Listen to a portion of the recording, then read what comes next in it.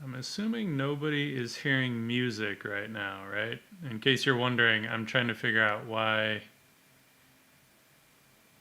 my desktop audio is, I can hear it, but for some reason it is not coming up in OBS.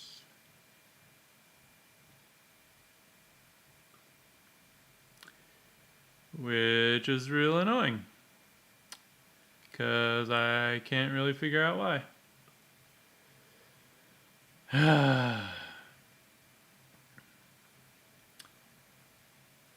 And this is just when Archer Kell and I were talking about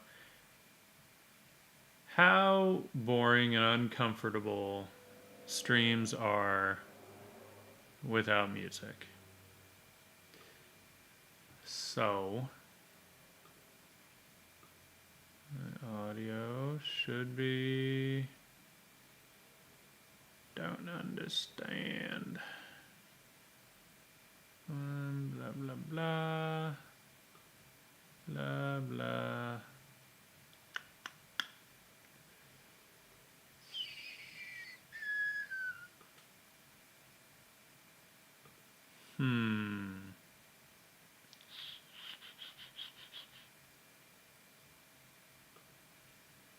Could try this.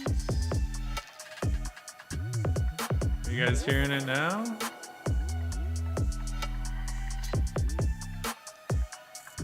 If anyone's if anyone's listening, let me know if you can hear the music. It's weird that. And then let me know if you can hear the music, if it's too loud compared to my voice. Alright. It looks like it's getting picked up, so I'm gonna assume it is until someone tells me otherwise.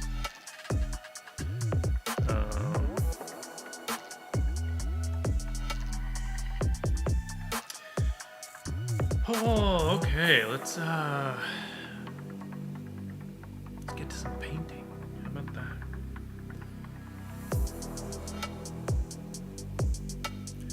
I'm gonna start with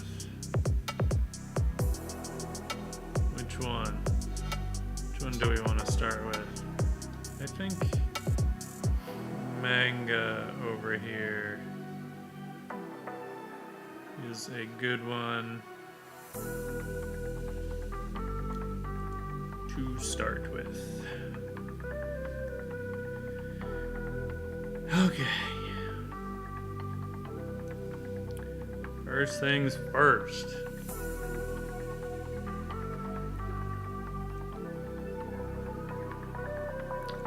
Let's get some colors in here. Let's see what we did. Okay, so we basically did a darker blue and a lighter kind of bluish. All right.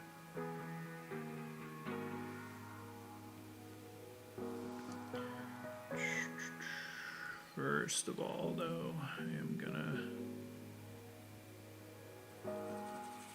darken her just a little.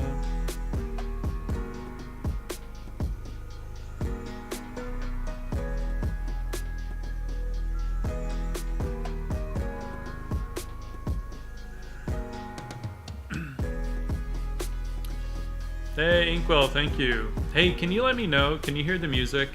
And is it too loud compared to my voice? I was having some audio issues at the beginning, and for some reason the music wasn't getting picked up. I think it is now, but let me know. And if it's too loud compared to my voice, I can adjust it. And thank you. Yeah, I did a little bit of work on it on Saturday, off the stream, just to kind of get something done.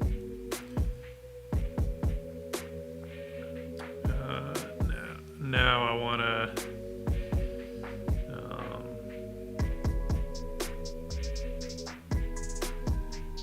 start getting some more colors in here.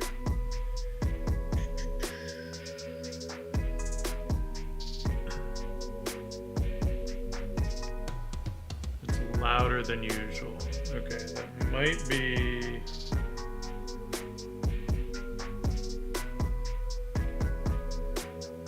How is that? Is that a little better? I don't want it like too overpowering. It can get a little hectic.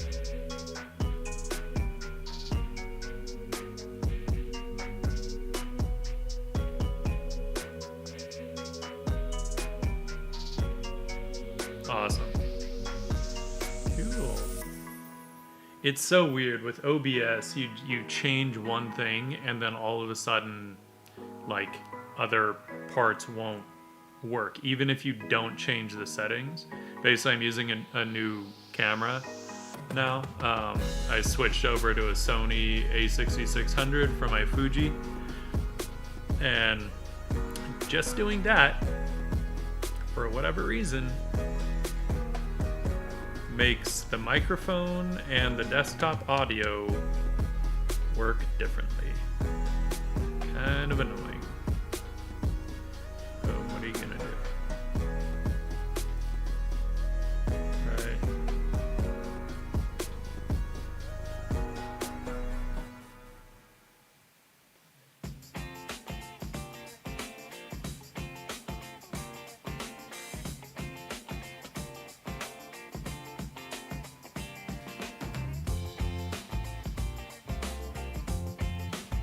And for now, I'm just laying in some flats in here.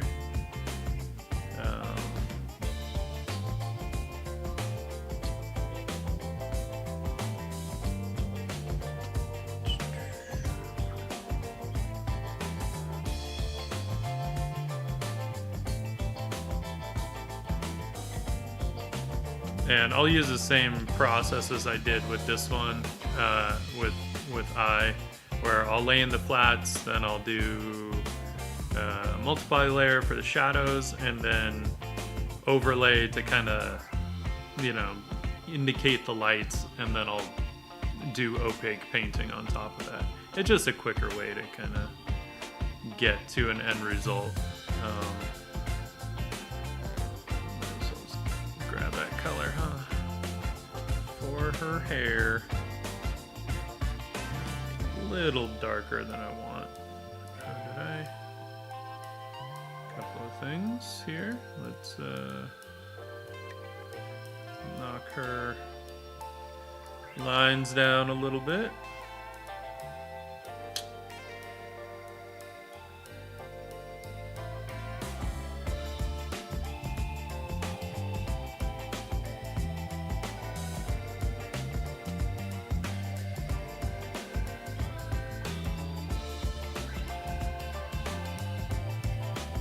Inkwell, how are you doing this evening?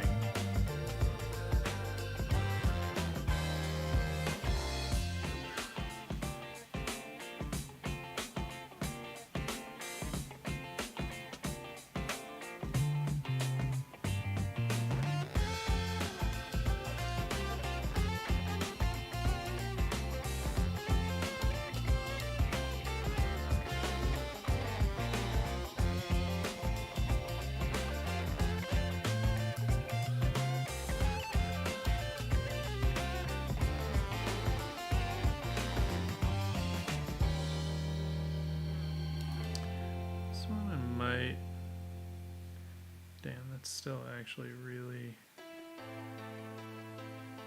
cool.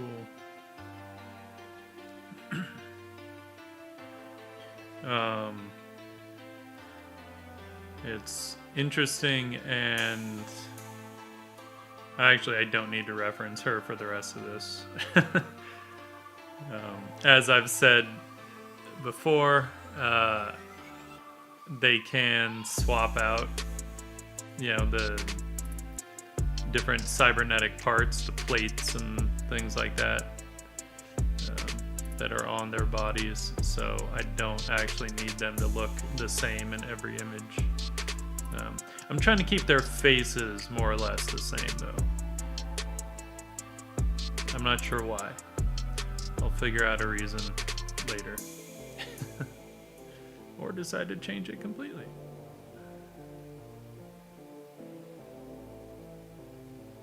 There, that's a little better.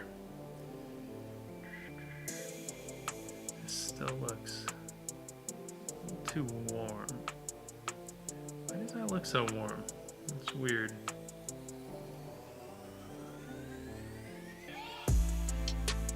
Huh.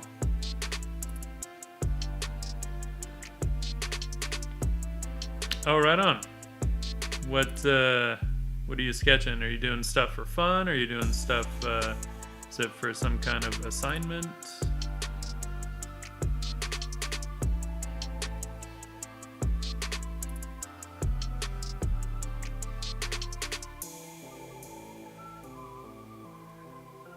And I apologize to the viewers. I don't tend to zoom in all that often. Until I get into the details, and then I will. But at this stage, I don't like to zoom in and get too detail oriented. I do believe I gave her actual red eyes, red-ish. Right? Yeah, she's got full-on red eyes. And she's got, what are those, green eyes-ish? Yeah, greenish blue. Whoops.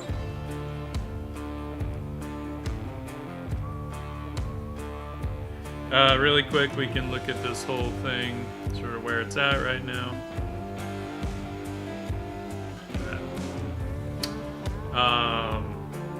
So I done a little more work on eye over here. I dropped in some essentially flat colors on the car, put some windows back there. I think I will focus on painting up the girls for now, and then probably hit the car and then start finishing out the background some more.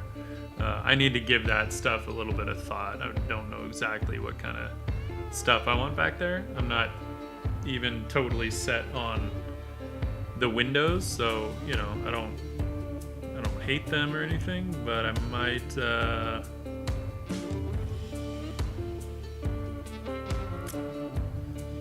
might actually really quick here tweak them just a little bit. They're a little too even and a little too bright in areas. Depending on what kind of building this is. If it's some kind of office building, they almost never have the entire thing lit up, and they never turn all the lights off either. So you'll have floors that aren't in use, right? And they may have just either low lighting or just a couple lights on,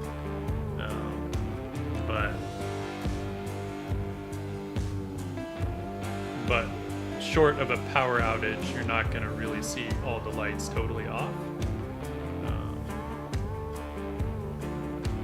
And I'm sort of playing with the idea that maybe there are different types of bulbs in different rooms. Some of them have fluorescent, clearly. I'm not totally set on this, but maybe. It's weird. Where did I? Trying to figure out.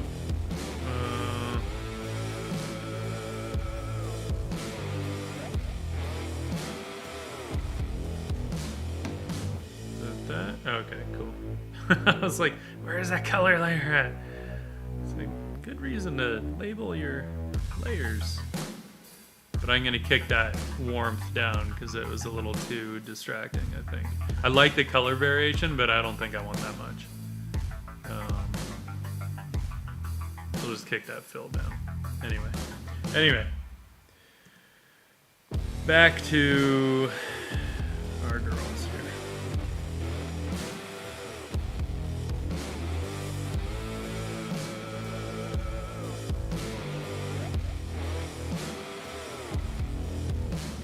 Right on.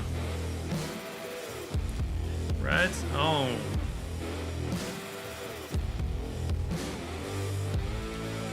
That's a good thing to be busy with stuff, right?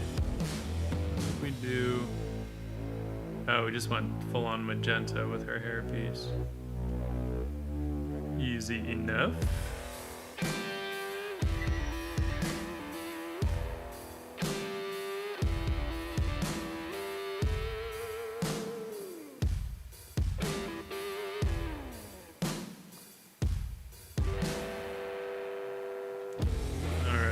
See here.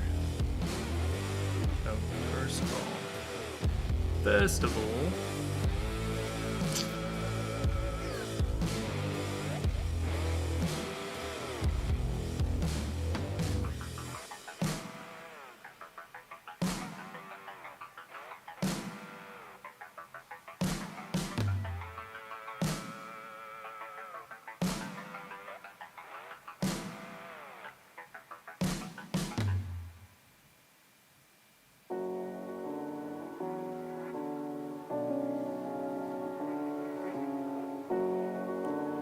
I'm always hesitant to like get into doing work with friends.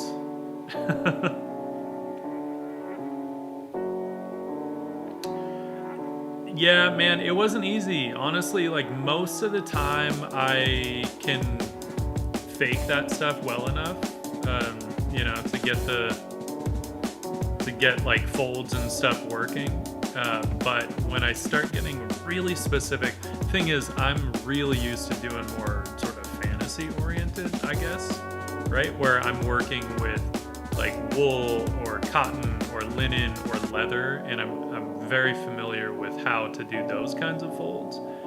But with the windbreaker kind of a material, that I finally had to kind of break down and just look at some reference of how that more nylon sort of material might fold. And even this, like, there are a couple of little tweaks here. Actually, looking at it, a little too even. That's the hardest thing for me when I'm kind of like just jamming through clothing and stuff. I'll find that at some point I'll end up with shapes that are just a little too evenly spaced or evenly sized, so I try and break those up somehow later on, but overall, like, I'm content with how those turned out, so I'm glad that you're digging them too.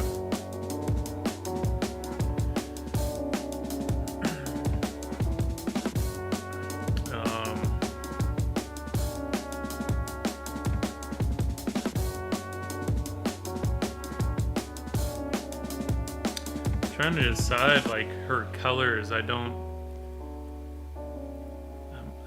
okay with her being like largely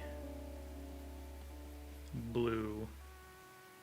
I mean, she's named after manganese blue after all, so the blue makes sense, but I don't want to go too overboard with that stuff. I don't think I really threw... Oh, yeah, I guess I threw some Indian yellow on her shoes. Not too much magenta on her other than her top, though. Okay. Well, we've got some room to play around. But we can grab some Indian yellow, because I still like that Indian yellow owner shoes. I think it's kind of fun. If you can call them shoes, considering there is, you know, it's not like they end, right? Like there's no seam line or anything, so whatever.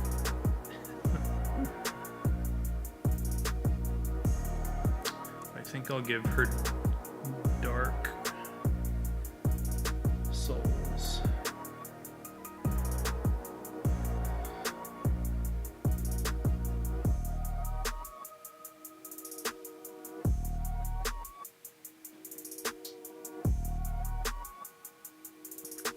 Yeah, I mean, folds, I think part of it is that I use reference so much for work, right? Because we have to reference actors and stuff and make sure that our sketches and things look like the actors. So there's a certain amount of, you know, information, I guess, that I kind of just absorb from that stuff, you know?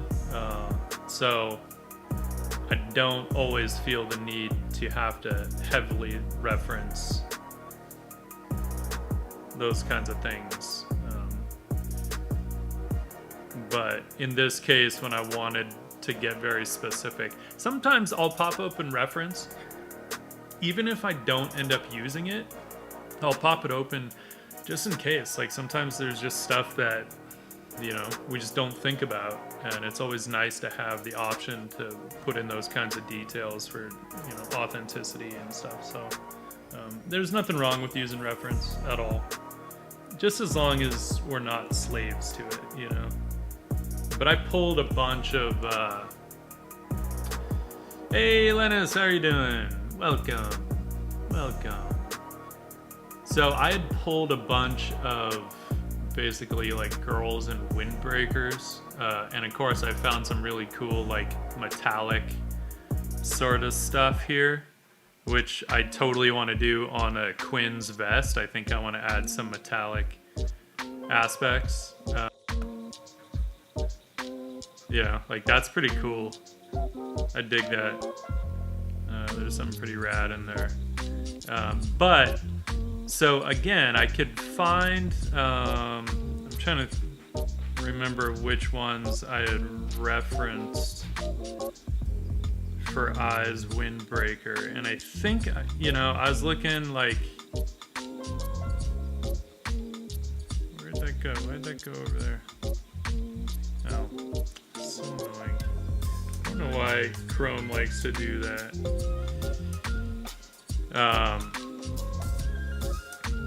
So like I was referencing this, but it's not at the same angle, so, you know, I couldn't use it like directly, which is kind of how reference should be used. You know, more than anything, I just needed to kind of get a sense for how some of these like folds and wrinkles and that kind of stuff might work. And see what sorts of shapes are involved, you know? It's a lot of these very kind of harder triangular shapes, whether they're elongated or not. So, you know, just sort of trying to glean what I could from that and use it the best that I could. So that tends to be how I use reference when I do. It's never gonna be like direct, because I don't want anyone to be able to find something like online and be like, oh, that's what he used, you know, because that's not fun. And Lennis, thank you. I am having a lot of fun with this one, I have to say.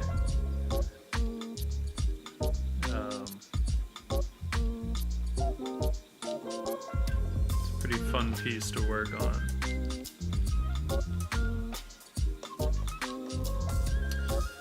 She needs some gray. I want a little more gray on her.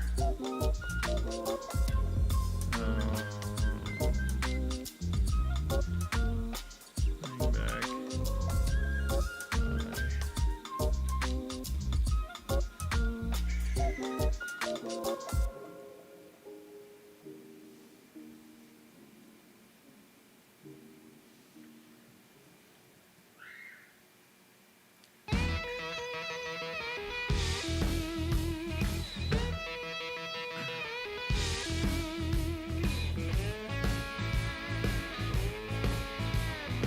there's an aspect to her there that I really like. So I think I might do a bit more of that, though not quite so... Maybe not quite so desaturated. Go a little more.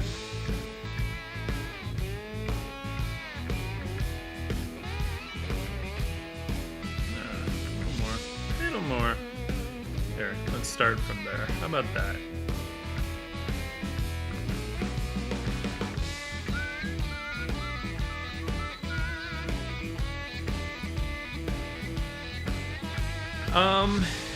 I do I do, it just kind of depends on what I'm actually working on as to which brushes I use. Like if I want something to be really painterly, you know, I have some brushes that are like kind of a, man, I'm trying to remember which ones I've sort of taken from other sets versus which ones I've made, and then there's some that are like a combo. This chalk one that I use, I want to say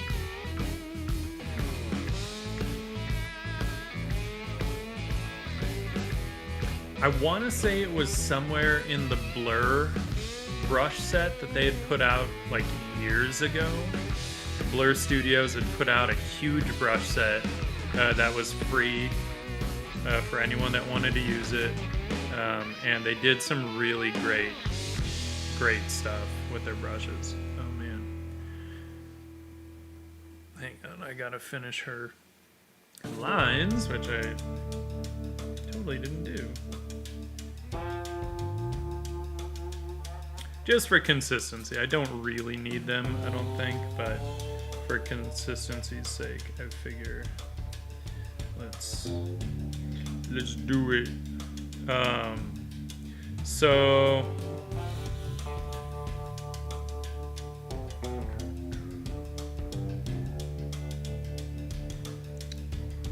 but my really painterly brushes, I'm trying to think if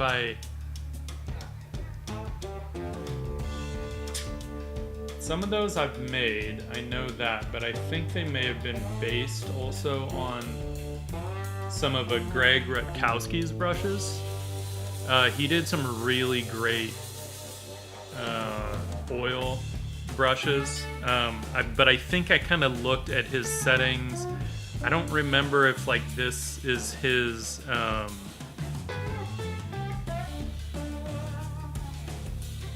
if this is the brush head that he made, or if I ended up kind of creating my own. That's the thing I don't really remember. But it's a nice...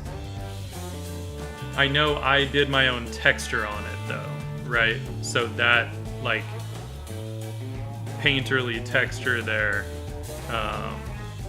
See if we can find a better... Right, so that was from my own... I took one of my nice linen panels, scanned it in like really high res, and used that as a texture, and then tweaked some of the settings so that it works nicely. So when I go like really painterly, or I want something to feel and look more like a painting, I use that one a lot. Then there was some like fine art set of brushes that I'd gotten. I don't remember whose it was, but then like I found a couple brushes there that I really liked, but then I tweaked them, kind of tweaked the settings on them to work more with kind of how I work. So yeah, I mean I have a ton of brushes. If you want to see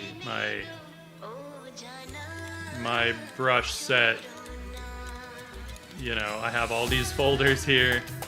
I've got my usual brushes here. I have a few brushes that I set aside for like specific pieces that I worked on at work, and I needed the technique to be consistent, right? I've got these kind of painterly brushes that I've sort of taken from combination of ones that I've grabbed from other sets and tweaked, and ones that I created. I've got these, which are more like impasto. I've got folders within folders here. So these are from the Blur brush sets, right? I mean, it's got like textures and all kinds of like more technical effects and atmosphere and, you know, flora and environment sort of brushes. I mean, I have a ton. Then I've got some of the Greg Rutkowski brushes here, right? So then fine art brushes. I think these I curated from this fine art set, so I sort of just grabbed the ones that I could really see an immediate use for. These are some other artsy ones, and then true to form, miscellaneous brushes. There's a lot. This entire ABR file, my Photoshop ABR file, is like, I don't know how big it is. 1.5 gigs, I think.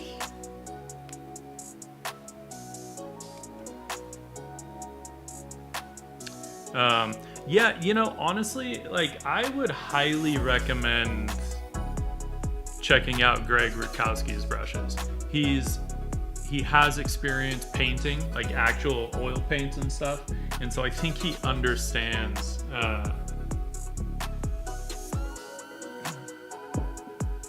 he just understands the texture and the effects and how to get them to feel more like actual brushes. So yeah, see, I don't use all those brushes, but what I've found is that with some of the brushes that are really specific, it just helps to keep them, because sometimes I need them, and I know that in my huge set of brushes, no matter what I need, I can find some brush somewhere in there that does exactly what I'm looking for. So, but for the most part, I do most things. There's a reason this one's called my main chalk, you know, and I do most things with this brush, literally just this brush. And then when I want to get a little painterly, then I will use this. It's just a calligraphic kind of, you know, has a nice, it's got texture, but it's not that linen texture, right? So it doesn't get distracting. Mauricio, welcome. I feel like it's been a while. Has it been a while since you've popped in here? I feel like it's been a while.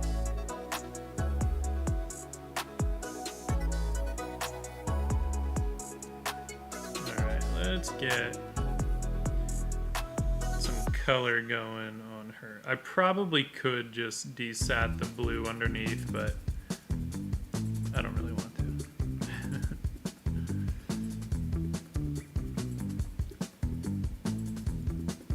I like having some of that sort of show through a little bit.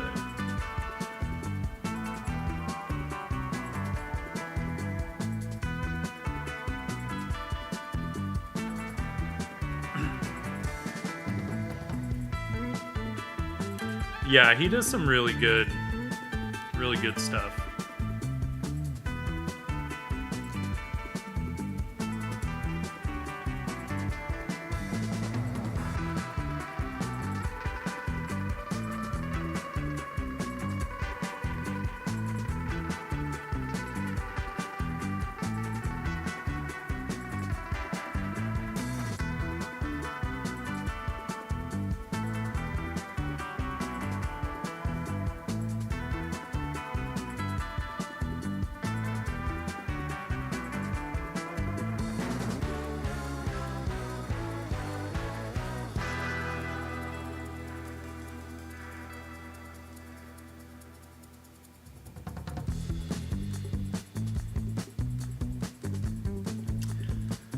You know, Inkwell, that's a good question.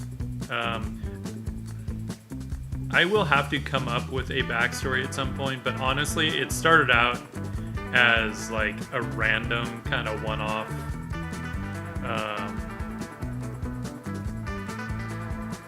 If I have the... I must have posted her somewhere. I feel like I must have posted her on ArtStation. Let's see here. Oops, not AT&T, ArtStation.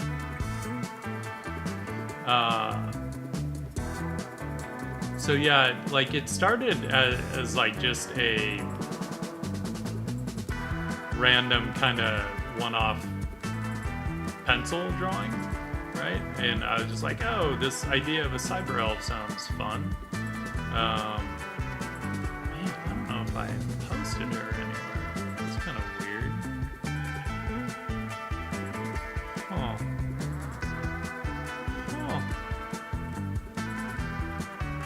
Shit. Oh well. But anyway, so the first one was a drawing of her, of Quinn, right? Which is like the original pencil drawing of this, right? And it was just a one-off. It was just like really fun, kind of like a random sort of thing. But then I really liked it, and I was like, I don't know, that's cool. I like this idea of these like cyber elves. You know, this total hard mix of sci-fi and fantasy. And so then I did a couple other pencil drawings along the way, and then I did some more drawings in my sketchbook, and then I was like, you know what? I want to use her for a shirt, right? Viscera Obscura, welcome and good evening. How you doing? Hope you're doing well. So I turned this one into a shirt, right? Which we can.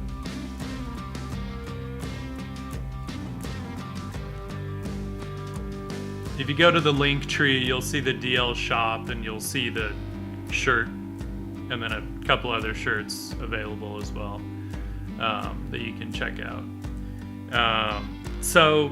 But then after this, I wrote this like kind of story, sort of just a really quick, random whatever story in the back. It doesn't even have to be legible. I don't care about that. It's just more the graphic design of it. And I was calling her Magenta, as you can see here, right? But then I started kicking around this idea of these others as well. And I was like, well, okay, they're called the Magentas, but what are their actual, what are their names? And I don't know if they have actual, like, real names. But I decided to name each one for a color, a very specific color, right? So we have Quinn here for quinacridone magenta, I, which is IY for Indian yellow, and then Manga for manganese blue. And all I know is that they're essentially cyber elf ninjas. That is as far as I've gotten into any actual story, because I have like 2 other actual stories that I'm trying to really work on, and this sort of just started popping into my head randomly. But I do really like them, so I'm gonna have to come up with something at some point if I want to do anything more with them. I feel like I'm gonna have to. Eventually, we'll get there.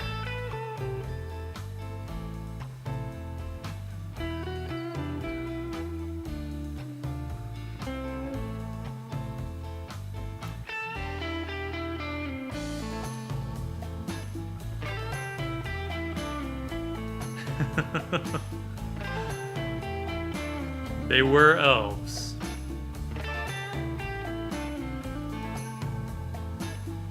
I mean, they technically are, so they're cybernetic, right? So they still have organic components. Um, and I don't know if like some of those organic components are like underneath the different cybernetic, platings and stuff like that. But yeah, I don't know for sure yet.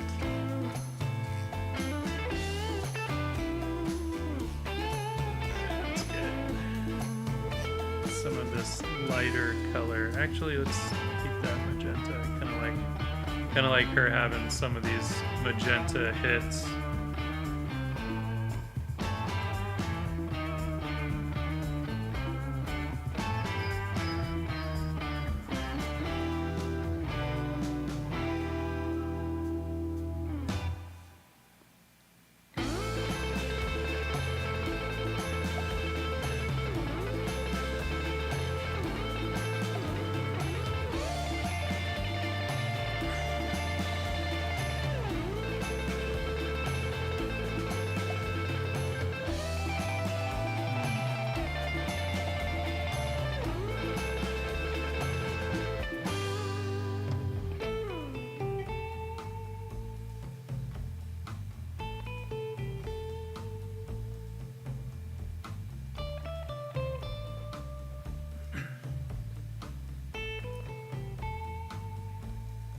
Yeah, man, I'm glad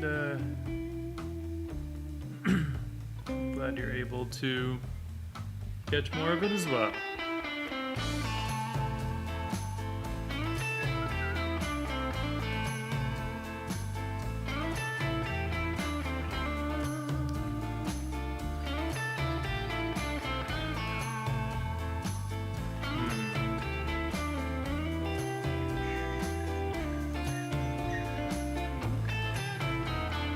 I feel like I might want some kind of hotter blue on some of her.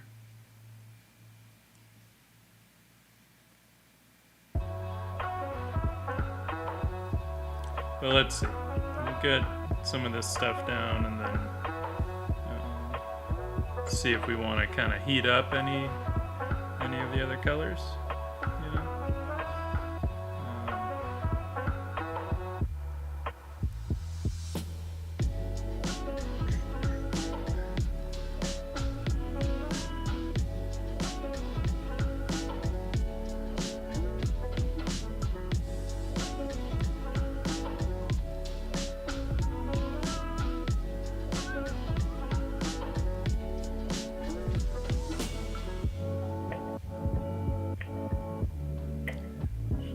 I want this stuff to be a little hotter. Knowing that I will throw, a multiply layer on top of a bunch of this stuff.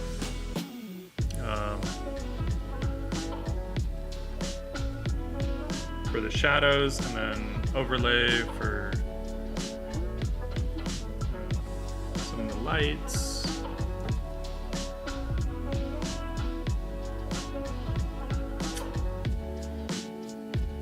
Like I want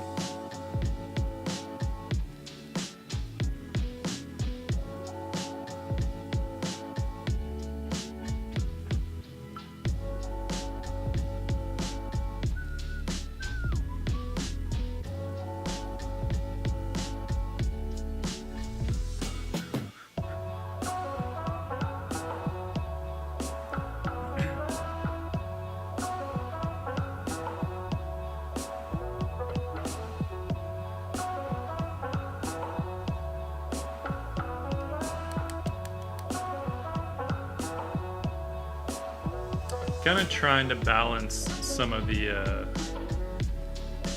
just some of the lights and darks in here, just in terms of graphic design. I don't know, it's a bit of just sort of pushing and pulling until I feel like I have like some of the shapes that I want, and they are asymmetrical. I almost went with a symmetrical thing, but I kind of like I don't know. I'm a fan of asymmetry, so I opted for that.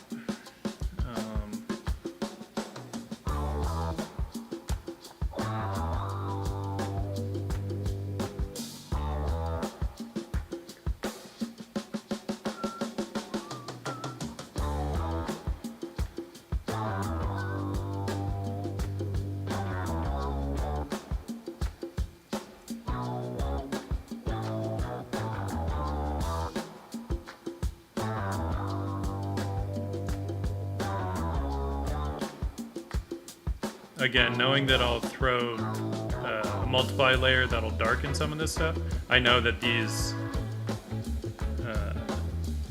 swords will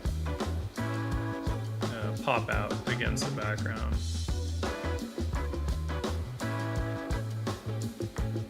But I also know that the background is eventually going to get more light on it, so not too worried about losing stuff against it. I do kind of like that dark, warm gray. Might go darker on this stuff. Give it a little more punch. More contrast. I can dig it.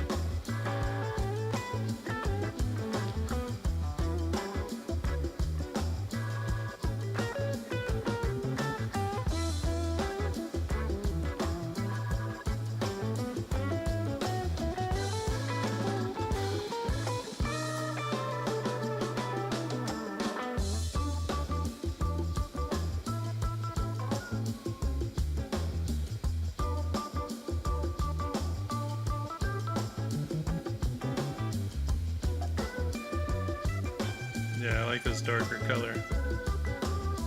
It was missing some of that design-wise.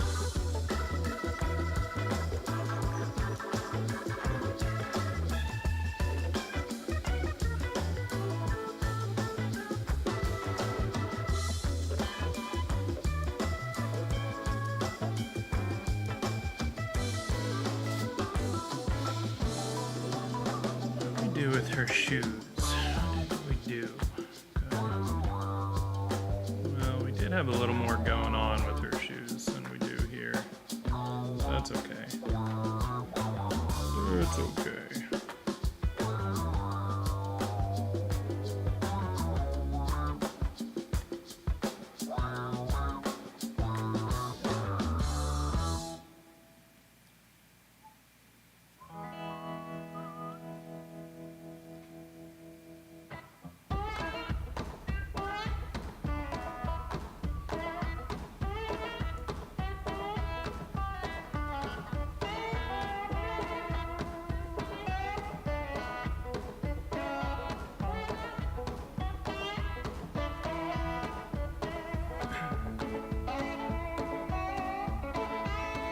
Alright, I feel like, just in terms of the flats, I feel like we're pretty good here. We can probably move on to laying in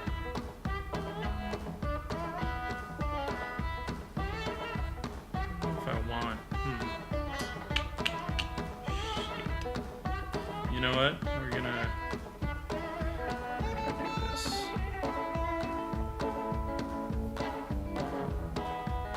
That.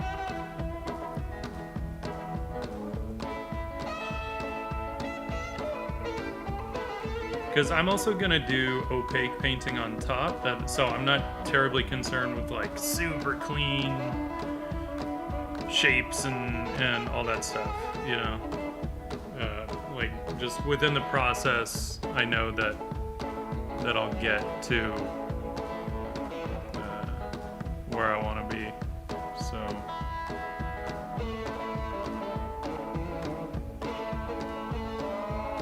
elbows. Stick with the dark.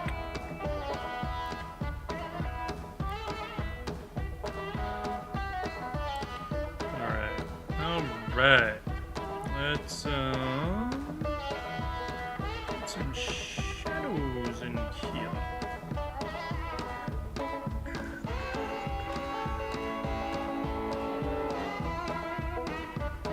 Okay. Alright.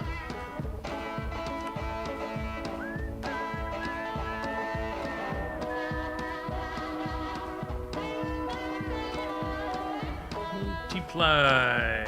I don't remember exactly what color we used for eye over here, but I think it was somewhere, something like that.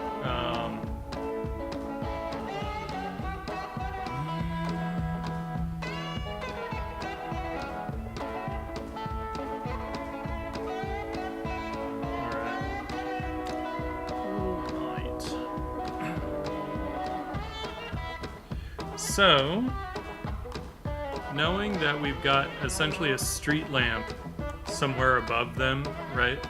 And I is the closest here, so she is top lit but slightly to the back. Quinn will be top lit but a little more like top left, a little bit from the front.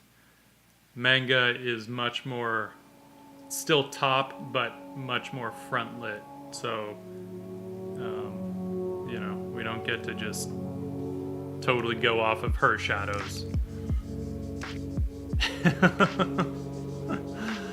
You know, I think visually it looks pretty amazing. I can already tell you that game is gonna demand way the hell more time than I have. I miss playing games, but most of the games these days just they take too much time, so I don't even try. But I mean, like I said, visually it looks pretty awesome. Although I'd be maybe a little more inclined if Keanu wasn't part of it.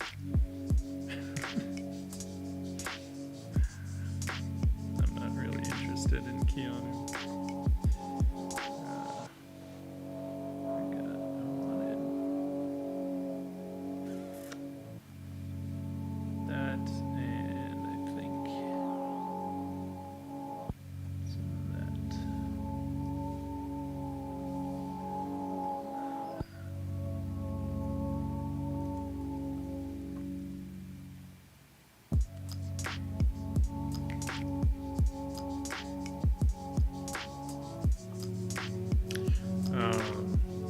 Just looking at her hair and realize like she's not totally backlit, so I don't need to leave room for like that kind of illumination in her hair.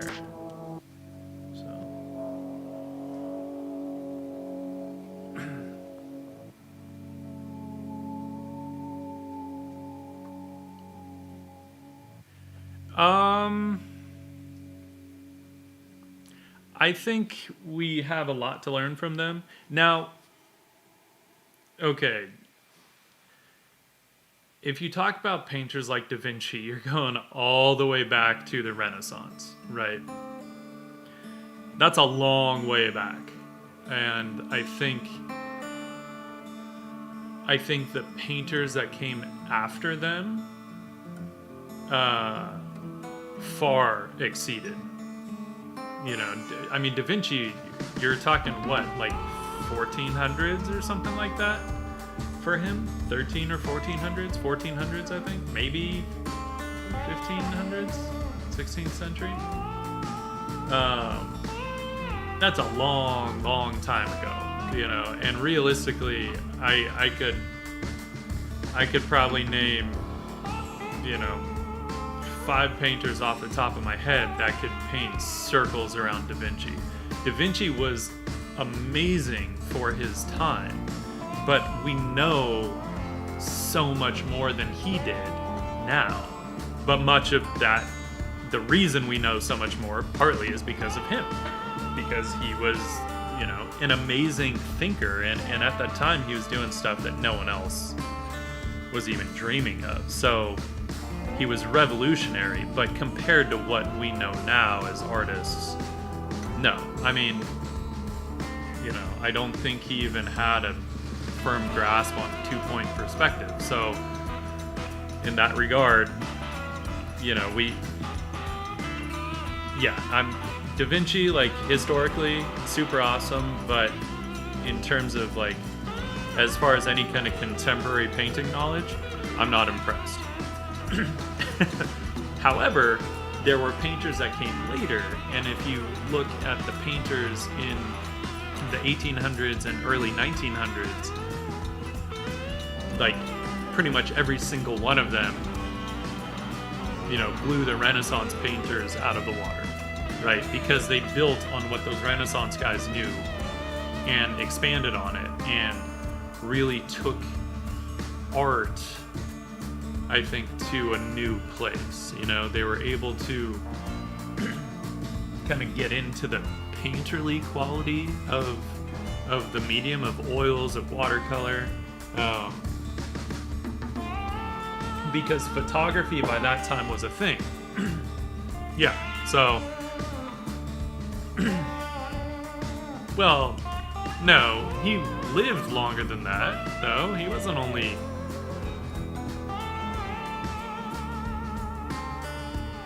There's no way he was only like 20, but 1452. Okay. There we go. I was like,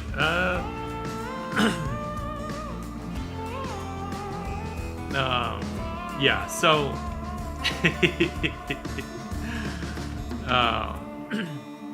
yeah, I mean, you look at any of the pre-Raphaelites, you look at the realists,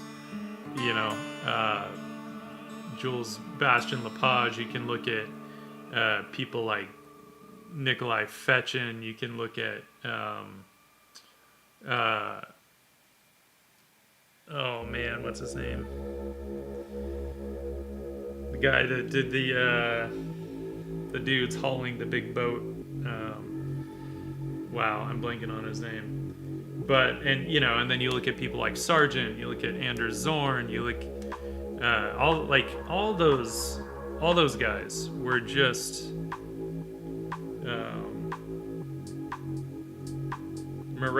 just phenomenal painters,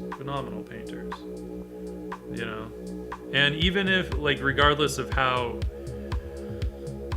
we might feel sometimes about the Impressionists, like, they were damn good painters, and they understood the medium, and they did some really amazing stuff. I mean, I love the Impressionists, not all of them, but I think they did a lot of amazing stuff for painting. And then you can even look at the illustrators. The illustrators were painting circles around whatever Da Vinci did, but again, he's kind of the reason they were able to do it, right? So that's where to me, and I've had this conversation with friends of mine a lot, and this is where we kind of feel like it's a little dangerous to completely idolize some of those old artists, thinking that we can never do any better, and I know that's not what you're saying, because you were asking, like, do I think that we've surpassed them? And in terms of Da Vinci, yes. Have we surpassed Sargent? Maybe in some ways. I mean, the guy was a phenomenal painter, right? But there were also limitations, and it was partly because of his own sort of views, or what he sort of chose to paint, where he was really painting the aristocracy and, kind of taking things back to this sort of idealism of, Greco-Roman sculpture, and, even going back to the idealism of, like, Michelangelo's sculptures and stuff like that. And he, granted, he also painted some other people, but he did a lot of, like, just commissioned rich people portraits, But that being said, his paintings were phenomenal. I think there are people nowadays that are taking painting further, you know? But again, they learned from studying his work and then saying, okay, what else can we do? And how can we make it maybe more relevant to our times now, right? So I think, like, I always find that it's a very interesting conversation. I love this conversation. You know, I can look at Rembrandt's paintings and like, still, his sense of light was fantastic. It was pretty amazing. But at the same time, I think we can do better, right? We have better materials than they did. And we have them like ready-made. We don't have to like create our own pigments unless we want to go all like atelier on it and make our own pigments. But come on, what's the point? You know, that we can buy this stuff in tubes and it's really high quality, way higher quality than anything they ever had. So I'm not saying everyone is a better painter, but I think, you know, we have a lot of art knowledge that they didn't have, that they had to try and discover. And so, by that rationale, I think we have the potential, for sure, to do much better.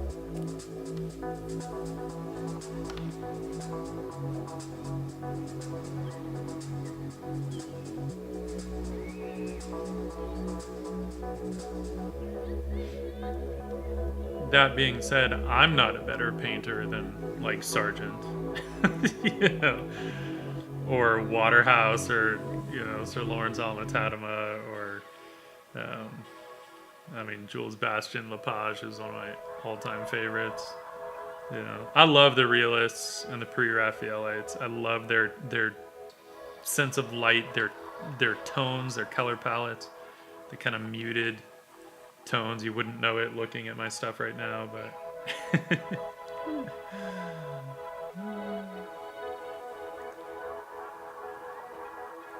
but most of the time I do kind of prefer to work in more muted tones.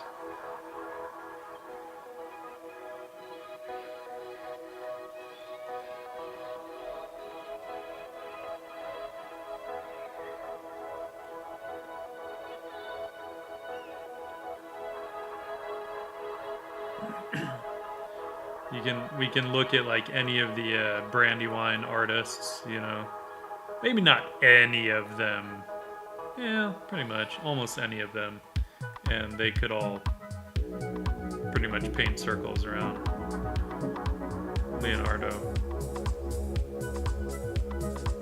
Those guys were phenomenal.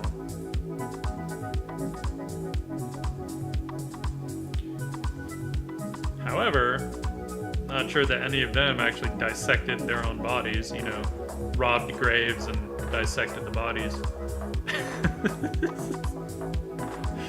So, in that sense, maybe Leonardo's kind of a baller.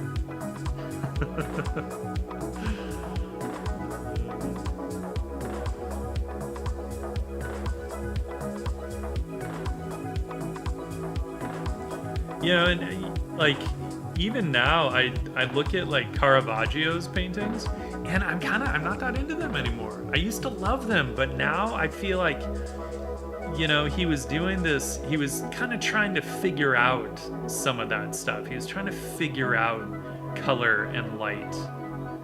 And I feel like we understand that stuff more now. So he would use like,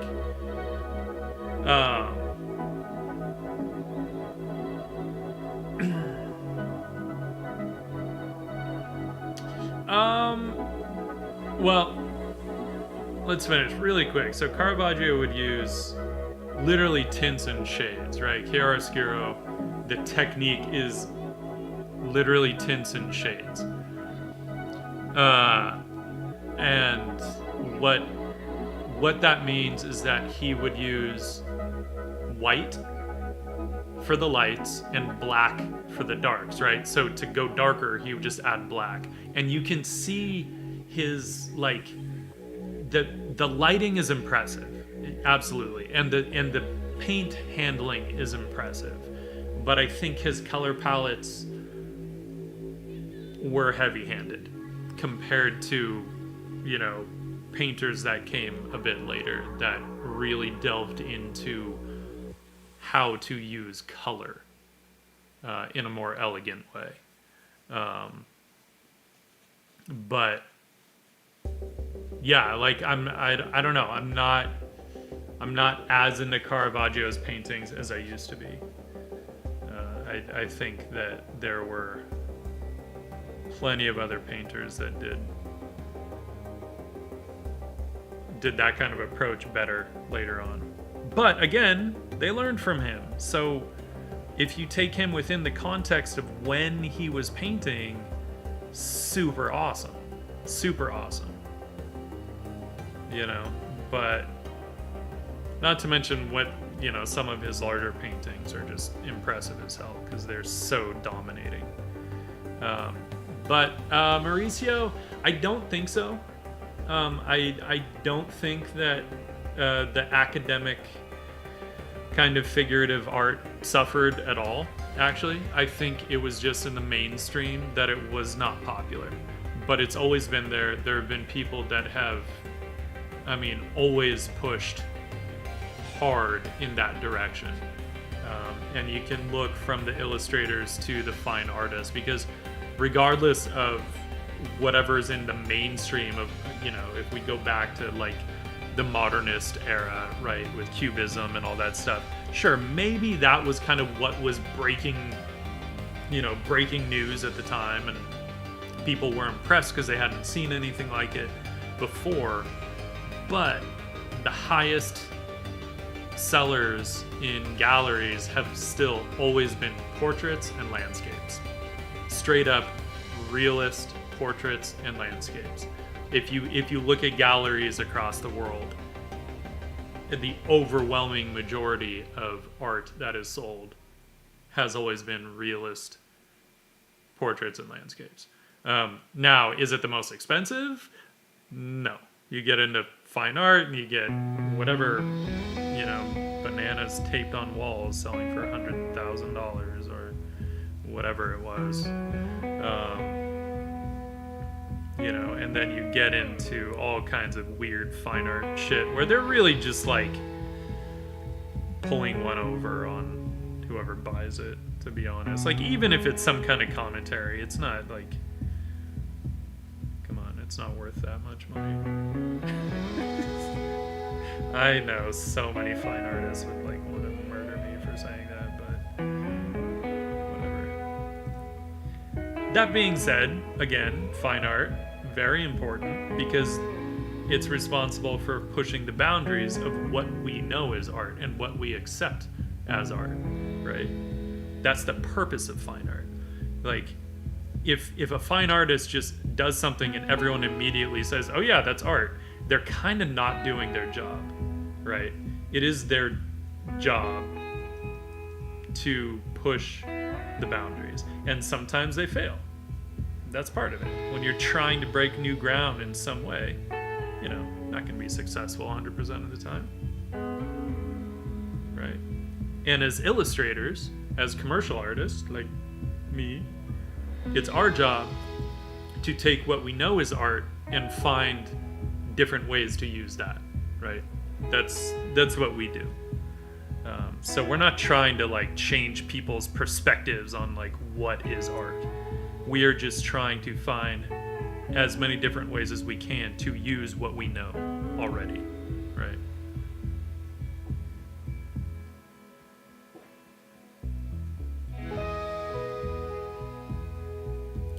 Yeah, but I mean,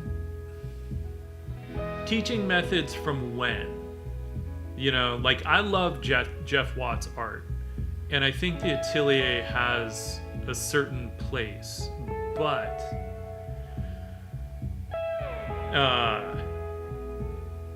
absolutely useless for me in advertising. As an illustrator in advertising, I have to work so much faster than the Atelier method teaches. That, I mean, it would be absolutely useless for me. Fantastic if you want to move toward like a gallery kind of setting, right? Fantastic for that stuff. And it is great to have some of that knowledge. Some of the knowledge, though, is kind of useless in this day and age. Beyond just wanting to know how they might have done it, way back when. But methodologies, like, I don't know. I went to Art Center and, teachers there that have been teaching since before Jeff Watts was teaching. And they've always, like, taught that stuff in a really, really effective way. So I think it kind of depends. It depends on how far back you go, as far as whether some of that information has actually been lost, to the point of needing to be recovered or not.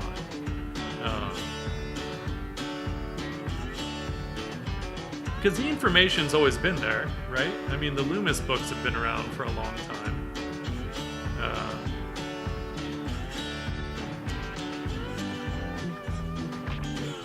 Hang on. Work.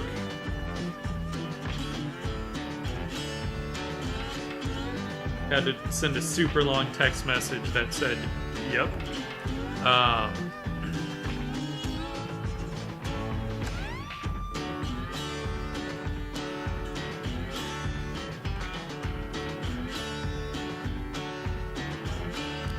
Yeah, but I mean, understand that there are people today doing massive works of art as well, now, with sculpture, that would be the only thing I'm not terribly familiar with as far as modern sculpture, but like realist sculpture, not the giant fucking chrome bean in Chicago, right? No one cares about that. But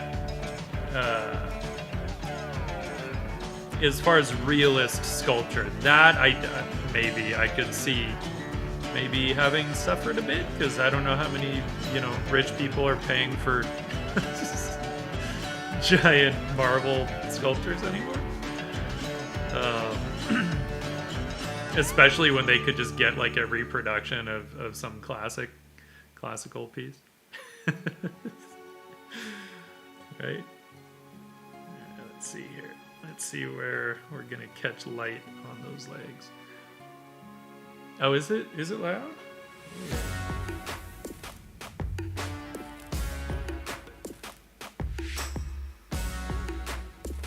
How is that? Is that... It's also tough because for some reason, sometimes people end up hearing it a little different, and I don't know why. Like, I've been on streams where people were like, whoa, the music's loud, and I can literally barely hear the music on the stream. So then I'm like, seriously? And then, so the streamer's like, okay, I'll turn it down. I'm like, all right, well, I'll just turn my own music on because I can't hear yours. But yeah, people, let me know if music is too loud, if the mic is too loud at any time. Just feel free to shout out. I had to do some really last second tweaks on this because for some reason, so I'm on a new camera today. I'm on my Sony a6600 instead of my normal Fuji setup. James, what's up, brother? How you doing, man? Everyone, welcome Modern Day James. He is a badass. And if you don't follow him, You should.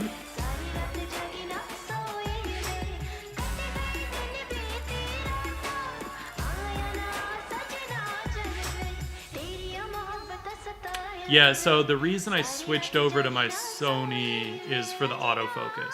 I love my Fuji, and Fuji's film simulations are so good, but the autofocus sucks compared to like the A6600, which will track my eye. So it works great. Yeah, dude, I'm glad you're here. I'm way zoomed out on this right now just because I don't like to zoom in until I'm doing details. So I'm just laying in the shadows right now.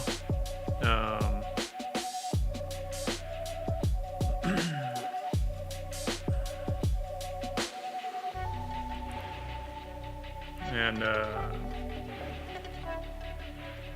figure we will fine tune some of these shadows here.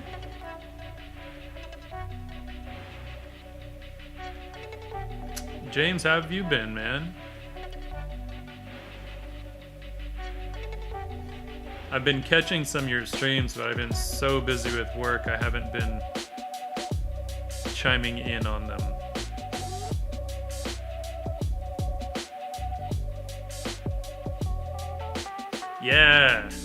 Yeah, I figured I would do another painting with these girls just because the this one, right, was done exclusively for a Kickstarter print. But then people really liked it, and they liked these characters. So I was like, all right, I should do another one. That's not exclusive to Kickstarter. What a revelation!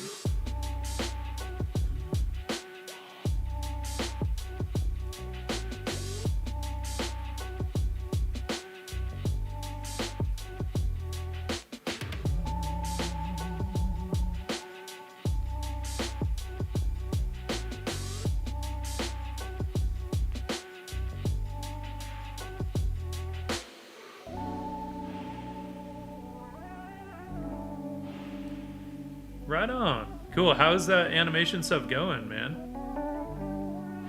I know I've seen you kind of doing some figurative stuff. I don't know if it's character design or if you're kind of just like pushing some other skills along.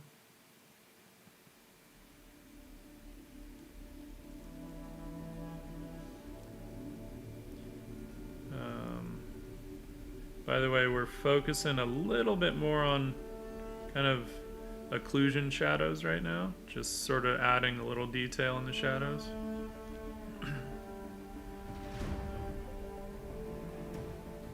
Ah, okay. I must have been catching them early then. I know sometimes I would have stuff on, but then like we just had some crazy deadlines with work illustrations, so then anything else I just couldn't pay attention to. Just too bad.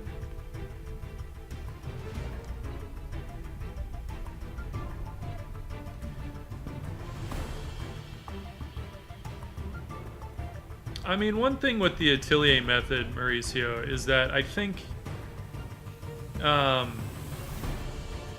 the information was there, and you're not wrong about the Atelier method being. I think it was not necessarily in danger of being lost, but there just weren't. It wasn't out there in the common knowledge at all. And one of the great things with the internet that it's done is that it's allowed people to kind of bring some of that information around, so there were kind of always some people teaching in that method, but the only way you were going to know about them is if they were local, and because a lot of people don't want to learn that method. You have, fine art kind of sort of dictating what is considered really worthwhile art or whatever, which is too bad because, I think most of us are not impressed by fine art. um, you know, some of it, of course, some of it's great, but I think a lot of it is kind of like whatever.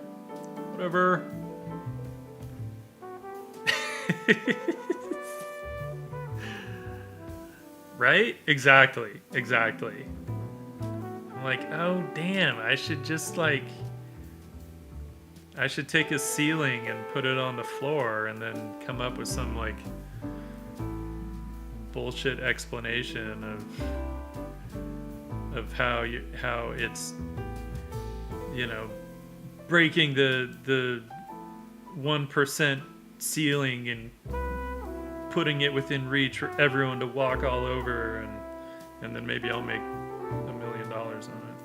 Someone will buy my ceiling floor.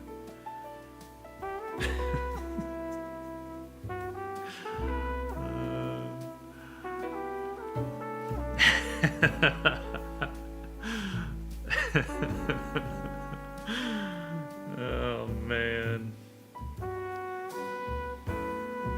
I know, you know, it's funny, I'm hesitant to get into like space orcs or something just because I'm like, well, does that just tie it too closely to, you know, Tolkien?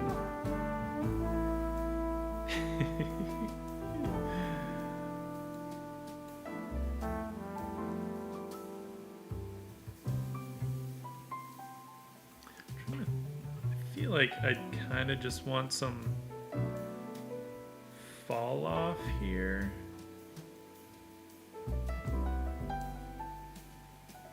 I don't really feel like, with where the light is, I don't feel like the car would actually cast a shadow on her. So we're not going to do that. Initially I had the light further back, but then when I looked at where this one was, I realized this light had to be kind of more toward somewhere over here. Originally I had it over here, but I'm like, oh, that'd be a damn short light post, so.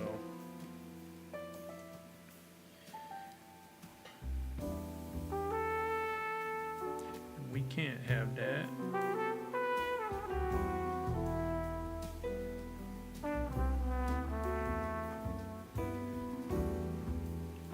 This is like some kind of noir style jazz. It sort of fits. If I like desatted them a bit, they would feel very the scene would feel very noir.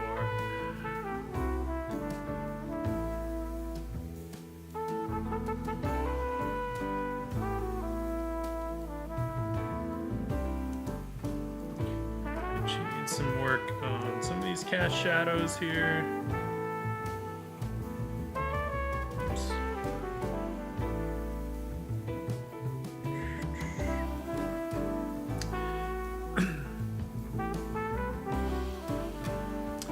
I play a little bit of music, not like in any real capacity. It's more just kind of for fun, and mostly just my cigar box guitar. That is my favorite instrument, even though I have like a couple other real, like, I don't want to say real guitars because cigar box guitar is a real guitar, but yeah, I have a couple actual like 6 strings and stuff as well. But I never took to them like I have to the cigar box.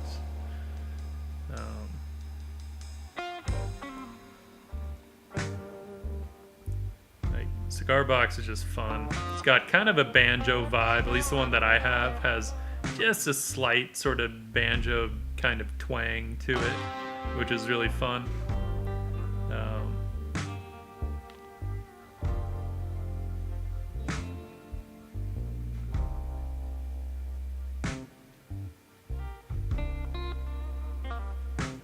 But yeah, I mean, I think you actually, like, you've done, like, gigs and stuff, yeah? Like, actually played in front of an audience. and I never went that far with music.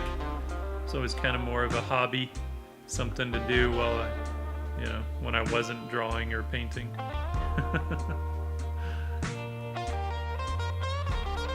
Nice. Yeah, actually, a good friend of mine is kind of the same, and he actually took a break from art school and toured like around the country. I forget who they were opening for, but some big singer back in the late 90s.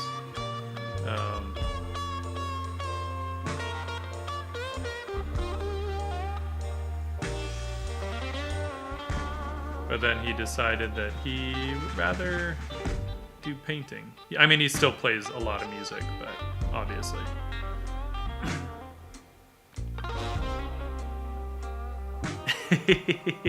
Yeah, I remember for some reason my parents made me take piano lessons when I was a kid. But then I made my teacher quit, so I think not because I was bad or anything, I just didn't give a shit about playing piano. Which is funny because then later I actually considered taking up piano.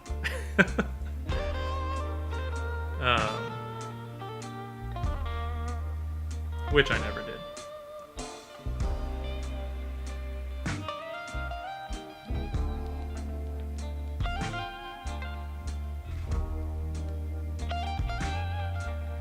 That's cool. That's cool. I love, the information that Watts shares. And what's funny is that Watts actually used to work in advertising. I don't know if he was a sketch artist or not. I know he was an illustrator in advertising, and he did like movie posters and stuff. So it is kind of funny when I say the atelier method is completely useless for what I do, but he came to the atelier method after, right? And I think it's something that he loves a lot more, which I totally get. Honestly, like, I would love to do a lot more painting. It's just, that's like actual painting, oil painting, but it just takes so much time. But I'm going to get back to doing some of that on stream, because I don't want to, I was just getting warmed up, so I don't want to stop that. And I was kind of just waiting to get this other camera that I can actually stream with, so that the paintings will look much more accurate, because I was sick of dealing with the lame-ass auto exposure on the phone. Fucking Apple pisses me off sometimes.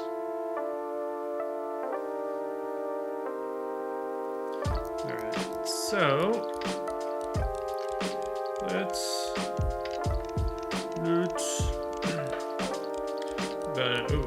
save. Let's not forget that. But yeah, James, really quick. Let's see if hopefully this doesn't mess stuff up. This is my cigar box guitar. Little three banger here,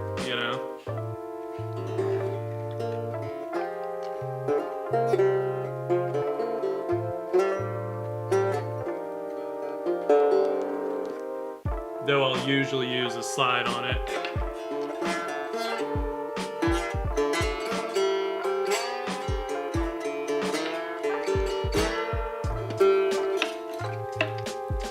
Yeah, so that's the instrument that I love.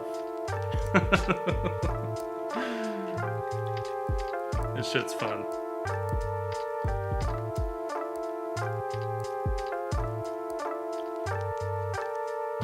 Yeah, it has to have a slide. You can do it without, but I always feel like when I play it without a slide, I'm like, what am I doing? I'm kind of wasting the potential of this of this instrument when I'm not using a slide on it. It's silly.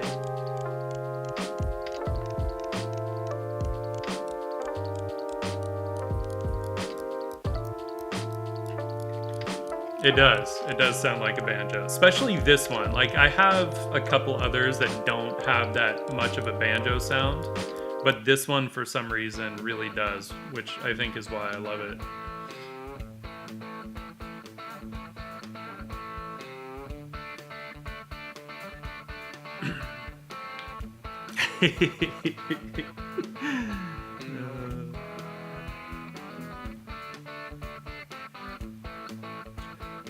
I'm sure at some point I'll have some streams where I take a little break and mess around on it.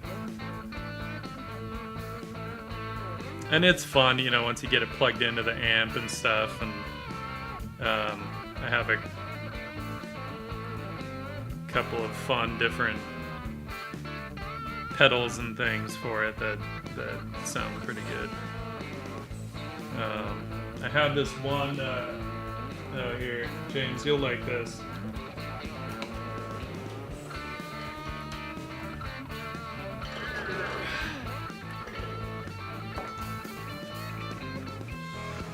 This little little cigarette box amp, right? Focus. It's looking for my eye there. Little cigarette box amp, literally made out of a cigarette box.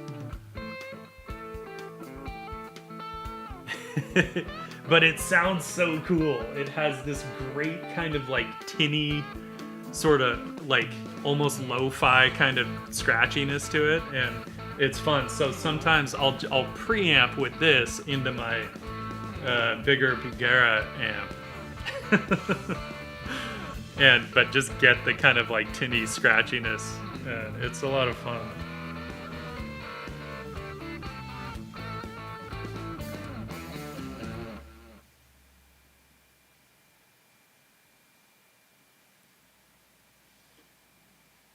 Let's try, I think we'll get into some of the lights here. Hey Willie, what's up? How's it going? How are you doing?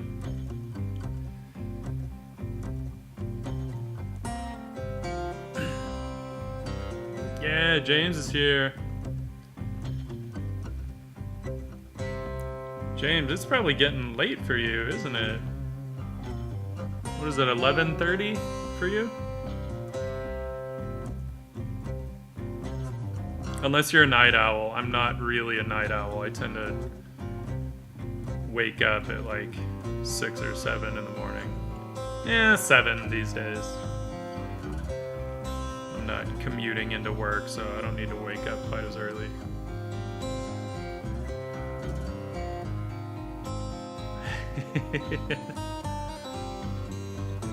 Oh, right on. Yeah, man, I wish I could show some of those mermaids on Twitch, but I can't because they got boobies. Because I'm just not interested in Disney mermaids that have shell bras. Sometimes it's fun to kind of play with that, but overall I'm just like, eh, nope, not my thing. Shell bras are just kind of silly.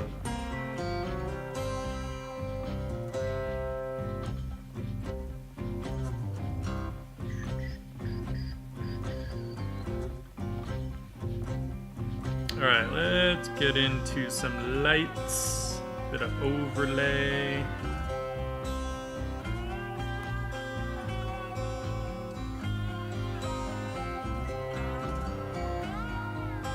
At least with her we can go with our overlay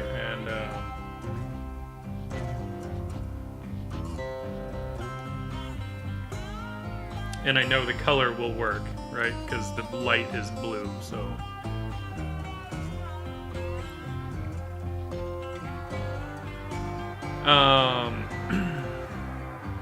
Yeah, the reference for the fins is mostly let me think. It depends on which fins. Some of them I was kind of just making them up, but I knew sort of what the materials, for lack of a better word, should kind of look like. And then some of them I did reference. Man, what was I referencing? I was referencing like, let's see if I wonder if I have, I usually save all my reference.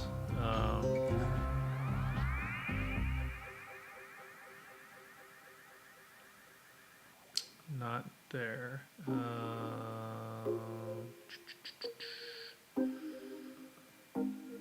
No. Huh. Weird. I'm trying to think of where. Do I have a. Ah, I do. Okay.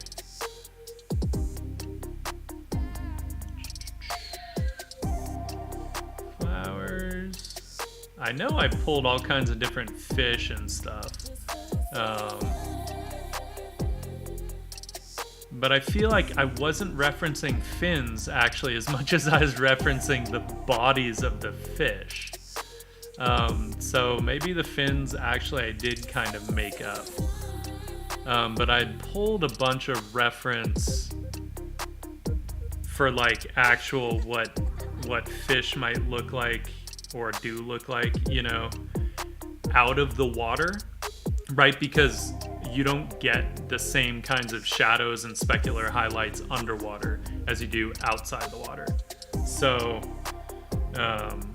I was more interested in kind of understanding, right? So, I mean, we can see the difference here. This is underwater and everything, it's basically just all ambient because of the refraction, right? So there, you don't get the same kinds of like specular highlights as you do outside the water, right? If we look at like this crazy, whatever the hell it is, some kind of a pike. It's a pike, you know?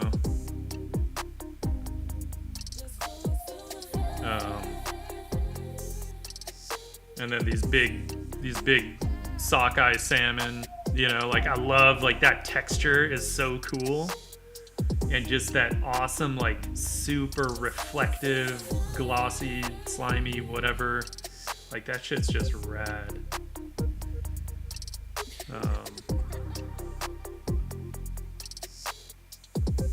But yeah, I didn't really pull anything specifically for the fins. So I think I was sort of just looking at the effects that some of these were having, right, with the fins. And then just sort of extrapolating from there and just saying, okay, well, I know that fish tend to have fins in these places, so I'm going to do that, and then sort of also just go off of what I remember from having done a lot of fishing with my dad growing up. So,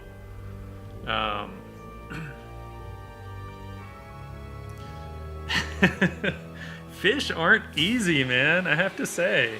But it's a really fun kind of... it's a really fun challenge, I think. You know? Let's get into our lights here.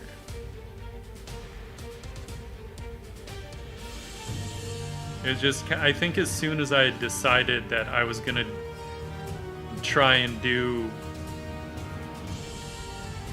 like try and imagine how Tadema might have painted mermaids, you know? Had mermaids been real. And not that I can paint like Tadema could paint, because I can't, but I still wanted to riff on him.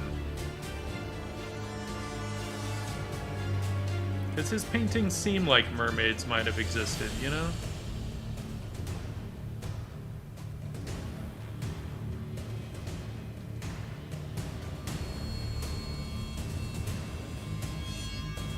So I'm just using an overlay layer right now for the lights. And then after this, I'll basically just paint with the opaque layer on top.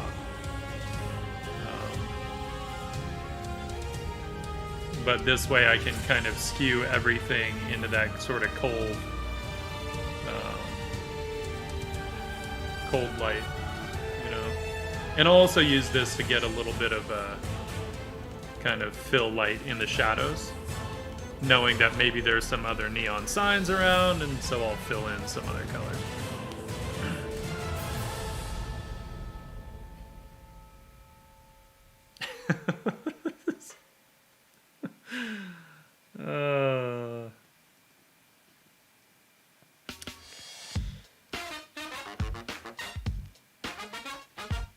Getting a little funky.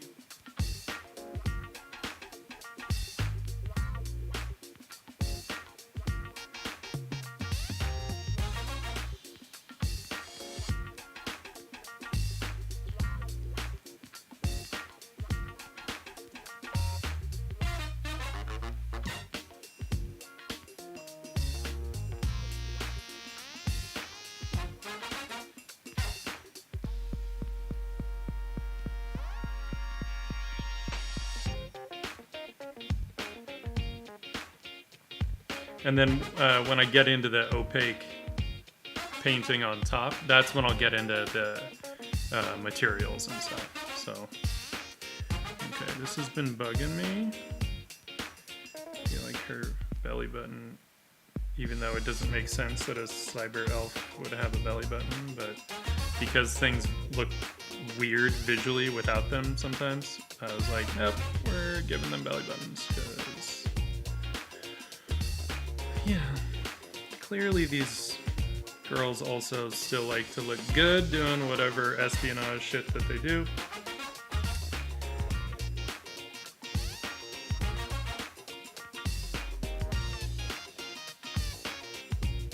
And maybe the belly button is now a USB jack or something. I don't know. Thunderbolt. Thunderbolt 12.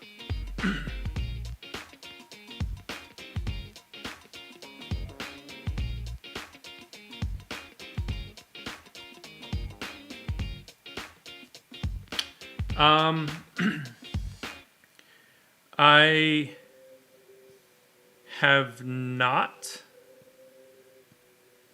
so far, but since they can swap out the different plates on their bodies, I do imagine a scenario where they might want them. And so they might swap in something, a different plate that has some kind of material that is perhaps a little more malleable. You know, because we all need to let loose and unwind sometimes, you know? Or hey, maybe one of their missions involves them having to be some kind of like, you know, a honey trap for some, who knows, crime syndicate, drug lord dude. You know? It could happen. And maybe they might need them.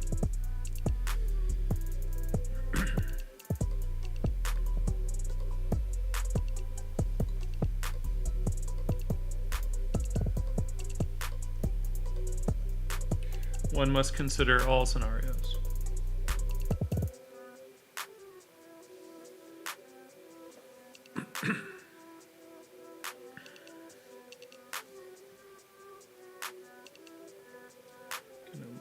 Bit of light, but I think we'll swap out. We didn't really do. Nah, we did get some warm light on her, so let's do that.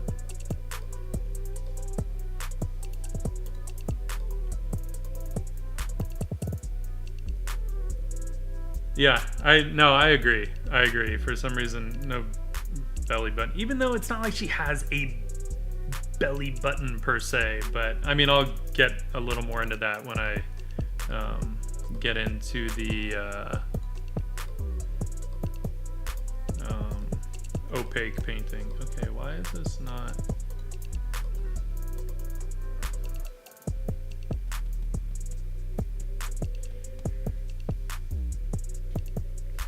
It's annoying. I guess because it's darker there. Okay, so we do need to.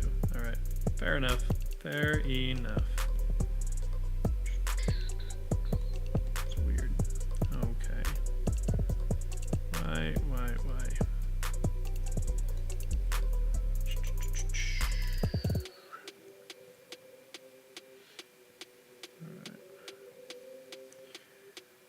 Okay, you're annoying me.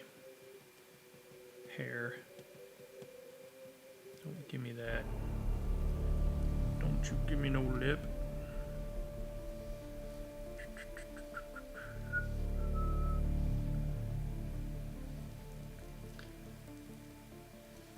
Hey, Inkwell, I'm glad you could pop in for a bit. Thank you.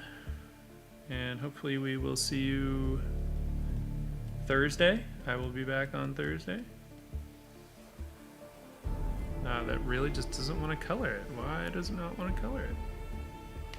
It's kind of annoying. It's kind of annoying me. I'll have to do that in the opaque stuff. Alright. Whatevs.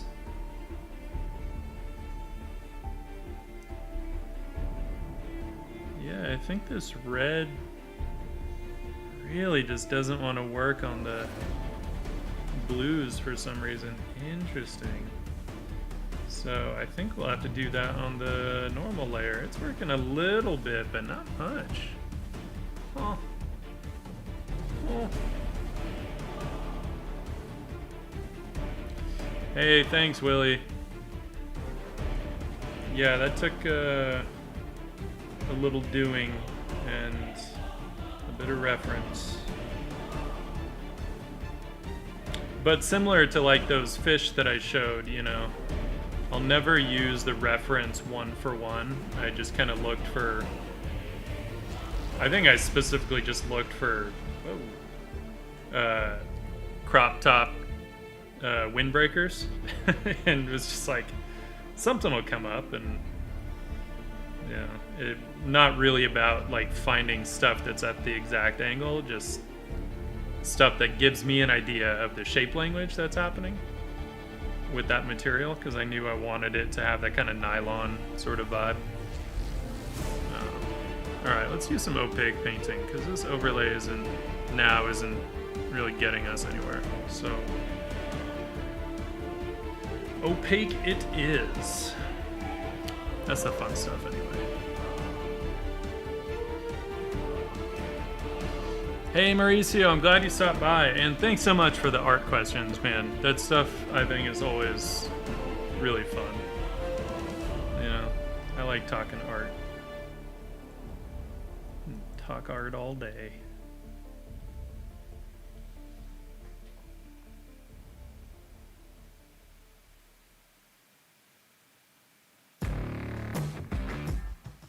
Yeah. No, I agree, James.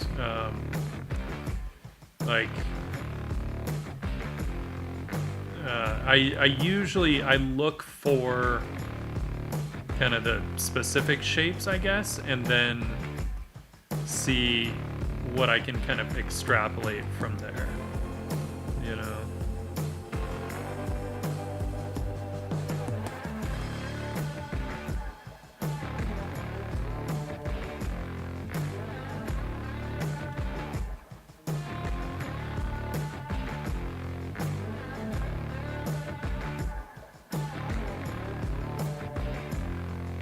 I find a lot of my stuff tends to get kind of stiff if I try and stick too close to reference for some reason. I mean, honestly, drawing directly from reference was never really my strong suit, mostly because when I was younger and you know, still kind of learning to do all this stuff, I thought that all the illustrators were literally just making shit up. I didn't realize that they were using reference. And so I pushed so hard to be able to like envision things and remember what stuff looked like and you know, all that. And then I found out that all those comic guys were like referencing everything, and I can't say I wasn't a little disappointed, but then it also made a lot more sense to me.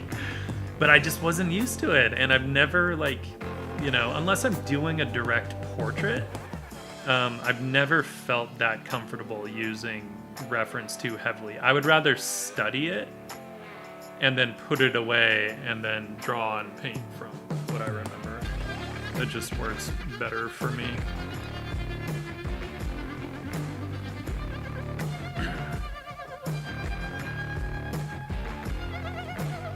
Let's get some of this.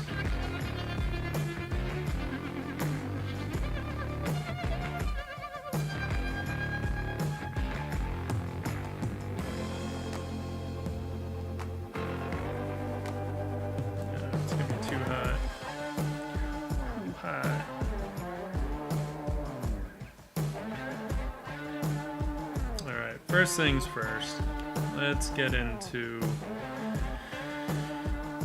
some materials. Right, a little bit of material indication, like which things are more metallic, which things are not, which things might be glossy, which might be more matte, that kind of stuff. You know.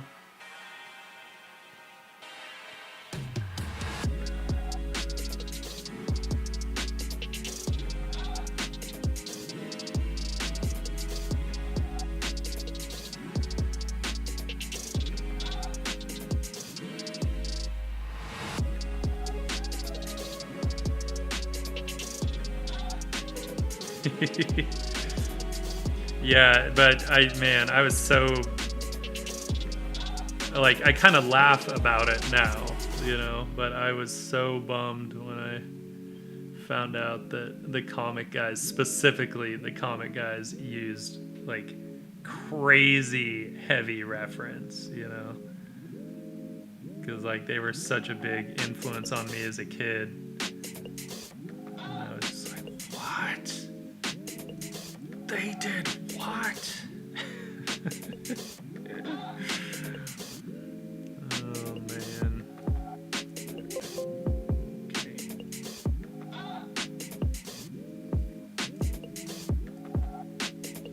All right. I think we want.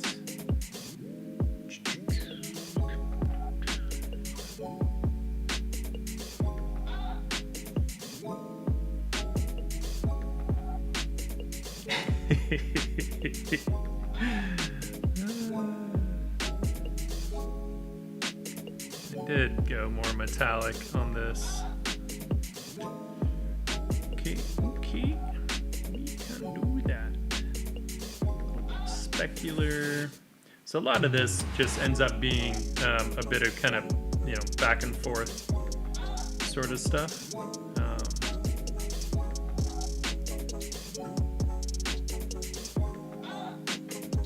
Kind of jumping around a little bit from, you know, lights to shadows, and just I want to get a bit of that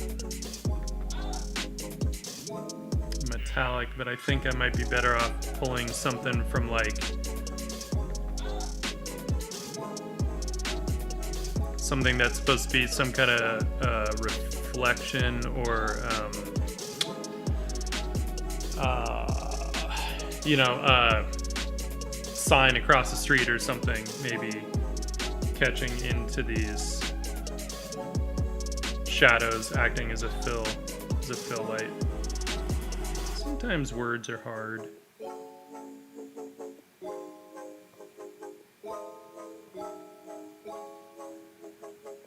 So it's just sort of laying colors in, and then I'll start to really pretty much like paint out the lines. At a certain point, same as I did with her, I'll probably just flatten all her layers, because I'll want to be able to just push and pull things around, and I don't want to have to deal with, oh, but then I need to do the same thing on 2 different layers, and it's just annoying. So it's just easier once I get the essential colors on her laid in. It's a lot easier to just then flatten everything and basically paint on 1 layer.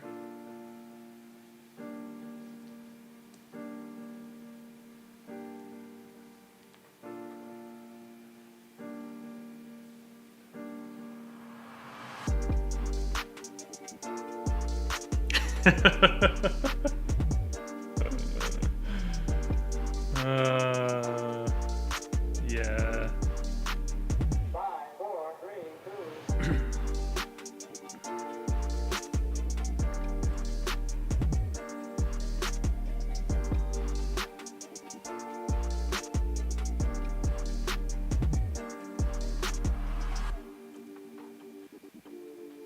Yeah, I do want to... Man, I want to get back to some actual brushes.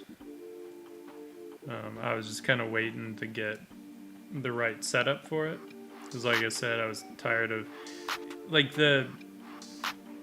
You know, the clarity using the iPhone was actually really good. The problem is all the bullshit that they added onto the iPhone, where it basically makes all these choices for you in camera, even when you're using a different app, like not the native camera app. Even when you're using a different camera app, the camera still makes all these choices for you. And I'm just like, no, if I lock the exposure, I want the exposure to be locked. I don't want the camera to decide, oh, I better lighten this portion of the screen and darken this, even though he said to lock the exposure. Just like, you bastards. Like, it didn't used to do that. And then they just decided that they know what makes a good image, and we don't. So pissed.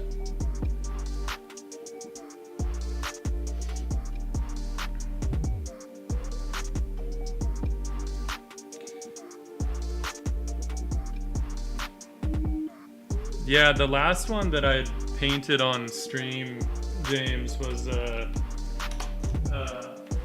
think this guy here, which was super fun. Let's switch over so that you can see, you know, this guy. And it was super fun painting him up. 5, 4, 3, 2. But like, so now being able to do it with this camera would be super dope, right? Like that would be rad, because it just it is able to capture all the details, you know. So we'll get back to it. Faux show.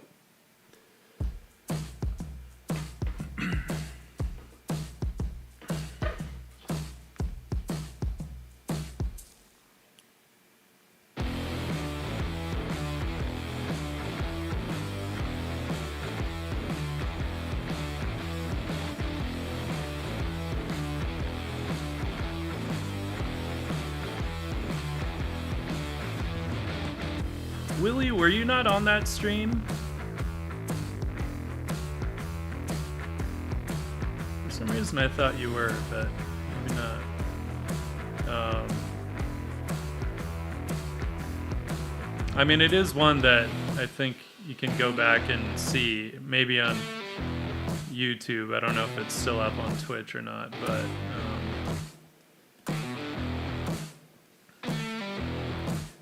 it might be. But it won't look as good as what you just saw because it was shot with the phone camera, unfortunately. So, you know, get back to doing this stuff for real at some point. Soon, though. I want to do it soon. I don't want to wait too long. I do that often where it's like I do oils just enough to kind of shake the rust off, and then I just get sidetracked with other shit, and then before I know it, it's like another year has gone by and I haven't touched them. So I don't want to do that this time around.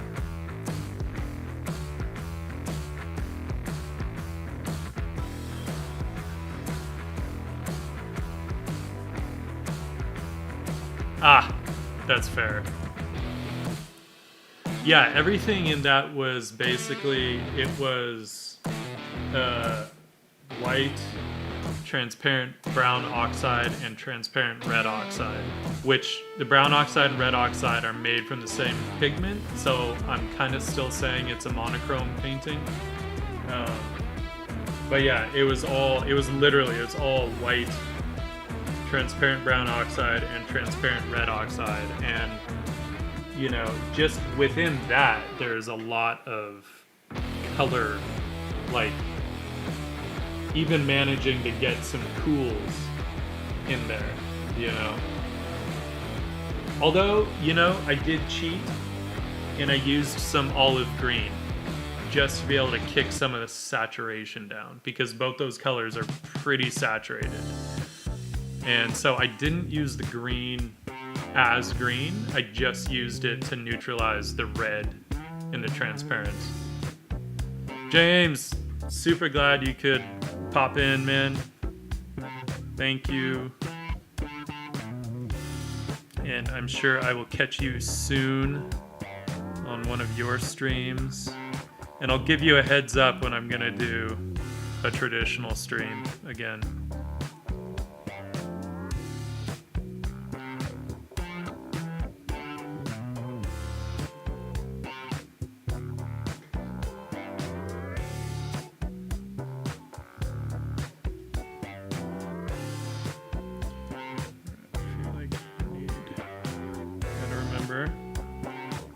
at light sources.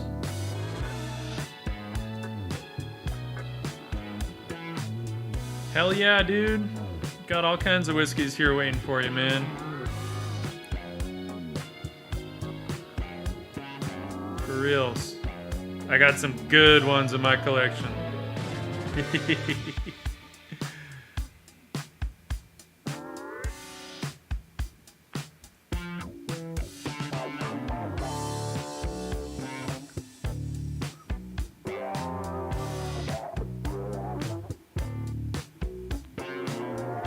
Alright, man, you sleep well.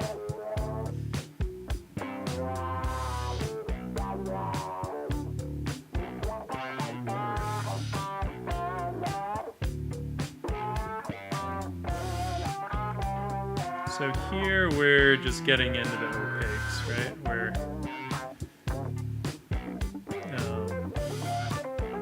I love this phase because I basically have all the colors in here. I'll tweak them a little bit as I go, but I pretty much have like all the colors that I want in the piece already. The only thing that might change is like I might darken some things and I'll finesse edges and all that stuff, but now it's really just kind of like starting to paint out some of the lines, which I might actually even lighten some of those because I don't think I really need them, at least not super heavy.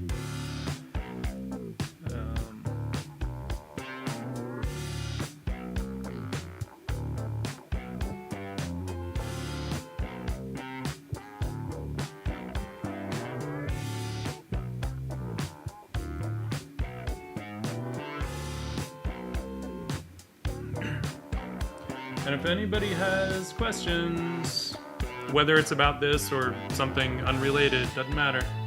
Always feel free to ask.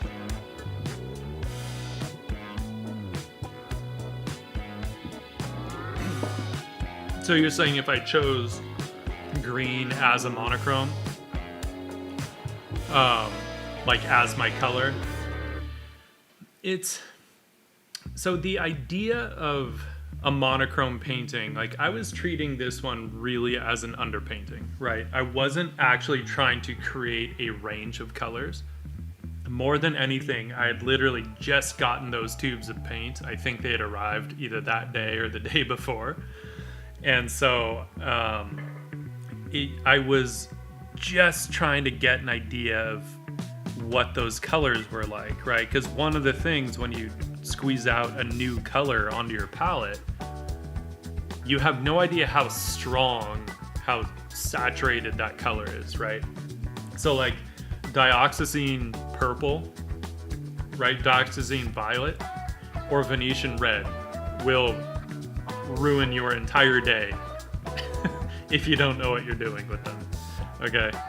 Those colors are so strong and they just go for days and days and miles, and the littlest bit can just ruin an entire pile of paint that you might have spent a good amount of time mixing up, you know, to get the right color. And then you think like, oh, this Venetian red looks beautiful, I'm gonna put a little of that in, not realizing that it is like one of the most powerful colors out there, right?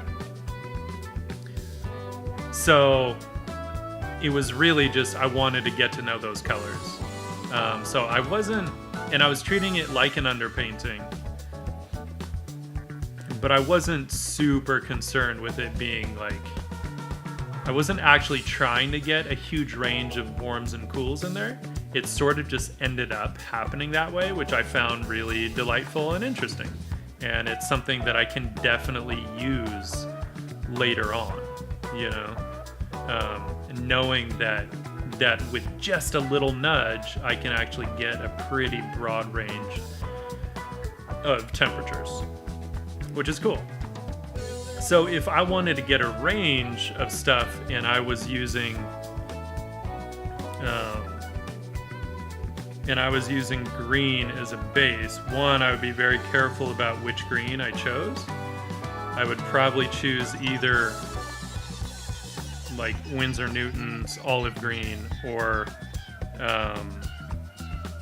like a Viridian as a base, you know? And then if you wanted to, essentially,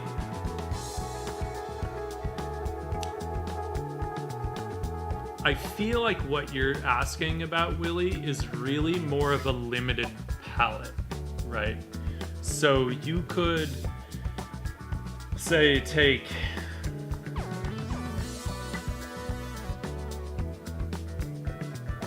like Viridian, which is a bit of a like a blue green, and then maybe, I mean, you could bring in, depending on how saturated you wanted to go, either a yellow ochre or an Indian yellow if you want something more saturated, and like a French ultramarine, right? And white.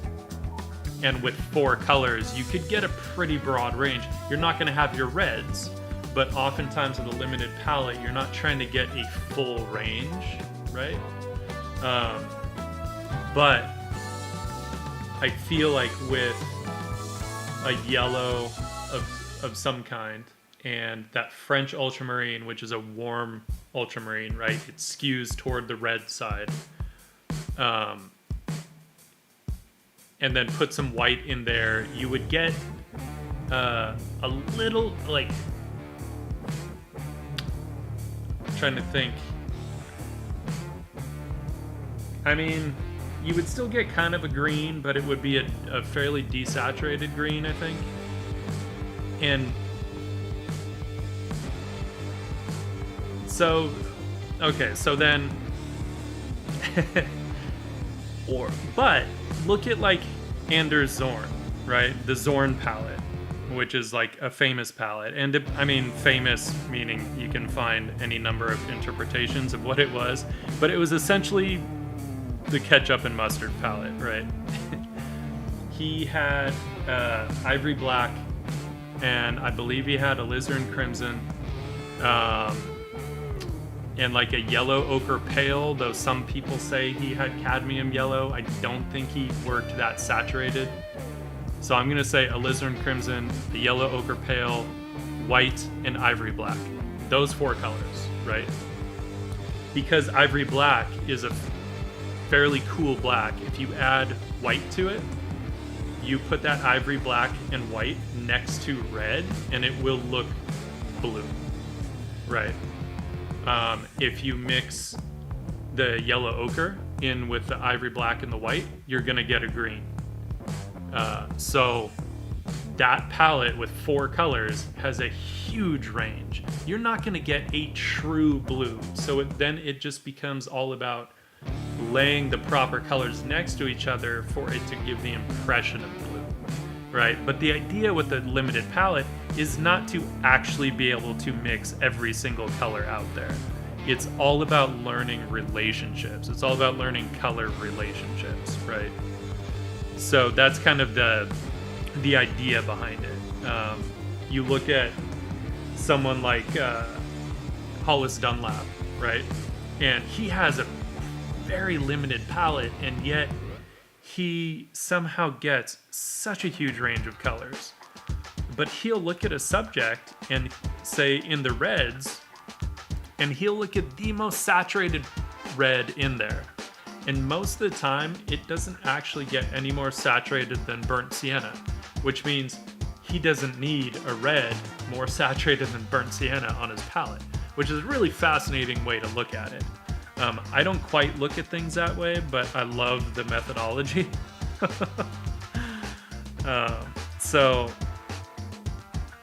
I think it all kind of depends on what your goals are, you know? A limited palette is not meant to give us the complete range of paint, of colors, right? Of temperatures. It's more meant to fight against our natural tendency to want to throw every single color on the palette and want to mix colors out of like 7 different colors, right? But if you ask like Richard Schmid, he'll say you should be able to arrive at any color in your scene only mixing 3 colors. If you have to use more than 3 colors, you're doing it wrong. You know? So I think we have a tendency, especially when we're learning. I mean, ideally we're always learning, but you know what I mean. When we're kind of really first learning, we have the tendency to just sort of throw colors into piles until we magically end up at the color that we were looking for in the first place. But then we haven't really learned a good way to arrive at that color. Which is why I had finally broken down and put burnt sienna on my palette, because of the amount of times that I would sit there and mix and mix and mix and mix just to find that I was literally mixing up burnt sienna. I'm like, holy crap, I just used like 3, expensive colors, or maybe 2 cheap colors and 1 expensive color to get to a cheap color. Didn't make sense. I was like, alright, fine, I'm putting burnt sienna back on my palette. Of course, now I just took it off because I like that transparent red oxide a lot more, but yeah.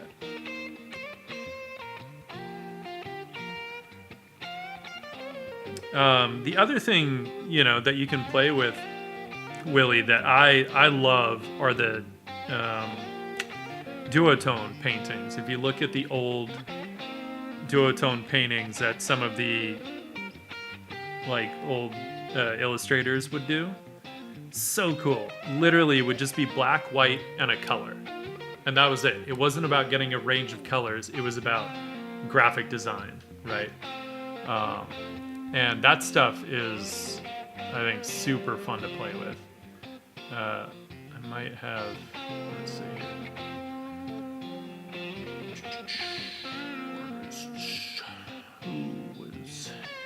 Dean Cornwell is kind of, I feel like, the obvious one for that.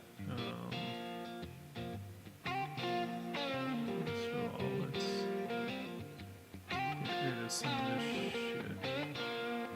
I have them in? Oh my god, seriously? Okay, so when I had switched over from Mac to PC, it just created all these annoying ghost files that I have to if I go into a folder I haven't really gone in before, then I find them in there and I have to get rid of them. So anyway, let's look at some of these. These kinds of duotone painting. So in this case, it would have been black, white, and maybe cobalt blue, but I mean, obviously this isn't a 1-to-1 reproduction, so it could have been more of a cerulean blue, because it looks a little more green than cobalt, but so this kind of stuff I think is really fun to look at and study. The way, just even within this, now clearly he did a warm, and we can see it here. We can see it poking through, but he clearly laid a warm ground down first. Maybe a burnt umber, burnt sienna kind of a ground, which is poking through. But then it looks like this is basically just black, white, and viridian. Right? And just has so much character in it.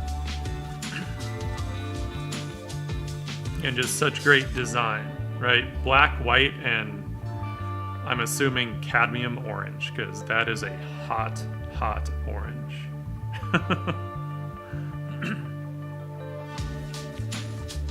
So this kind of stuff, I think, is also worth exploring. Just in ways to kind of understand design. I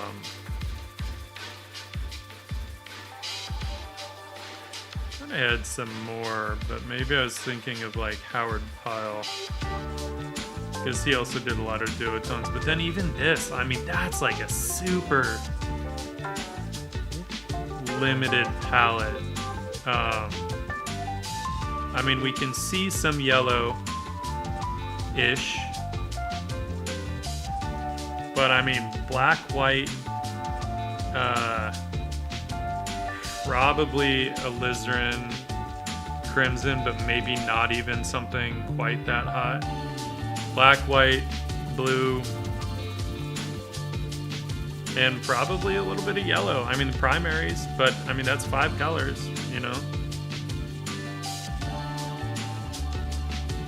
I know the illustrators didn't shy away from black, so I'm assuming there's black.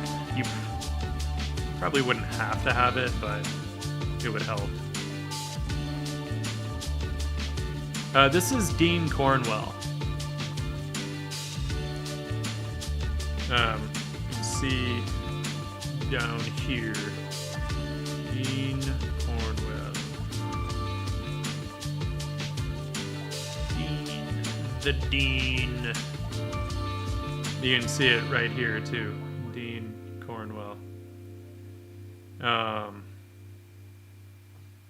And I have some actually really high res ones of his from so like that one we were just looking at, I think I have, right? Yeah.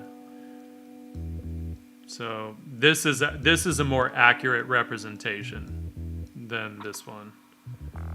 This one goes a little more cool. This is actually a more accurate representation of what this painting looks like.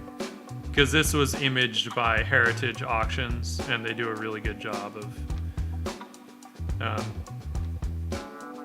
doing that. Look, we even get the cracks in the really heavy paint. He probably was using some kind of like a quick dry, like a lead white or a zinc white. Probably a zinc white, because most likely this was done fast and it needed to dry. But that zinc white was notorious for cracking, so because it would dry so fast. But I mean, come on, look at that treatment, those brush marks and stuff, man. This guy, Dean Cornwell, such a bastard. So good, so good. I don't know if I have any of his duo. Oh yeah, here's better representation of that. You know, we can see those heavy brush marks. So cool.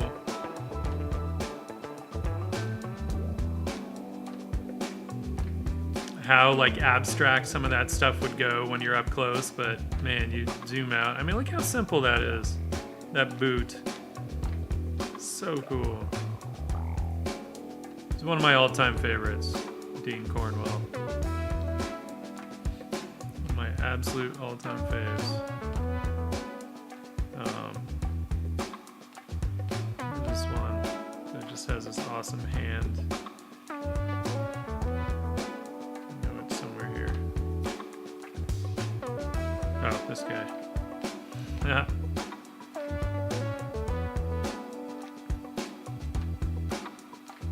Love that guy.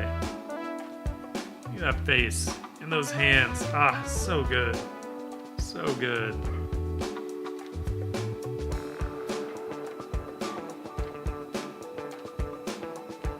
And yet so simple. I mean, look at those glasses, you know?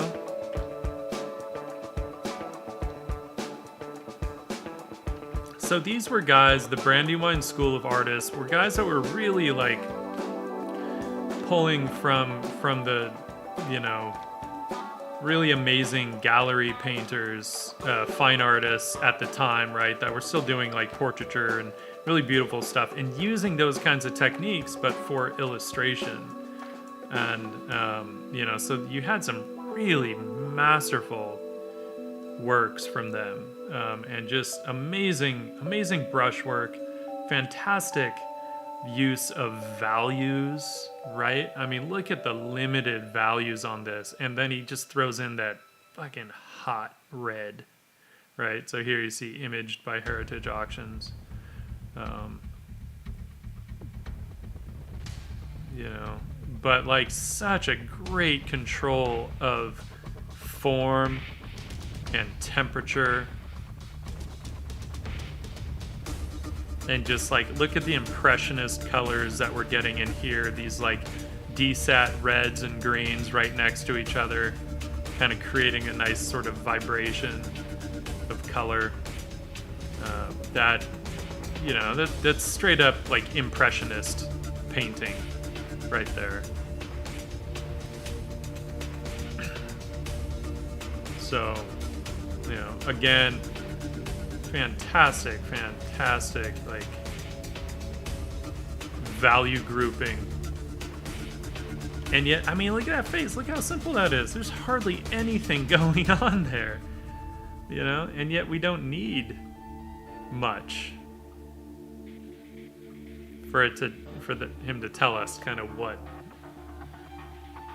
this scene is about. So, yeah, really, really beautiful stuff. I don't know. I study these guys all the time. They kind of just blow my mind. This one is one of my favorites.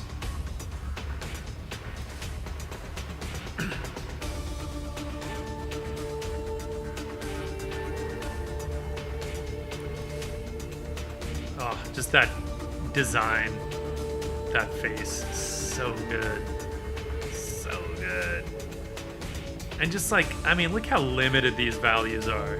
It's just shifting temperature, shifting color temperature, and then we just get that nice hot highlight on the boot.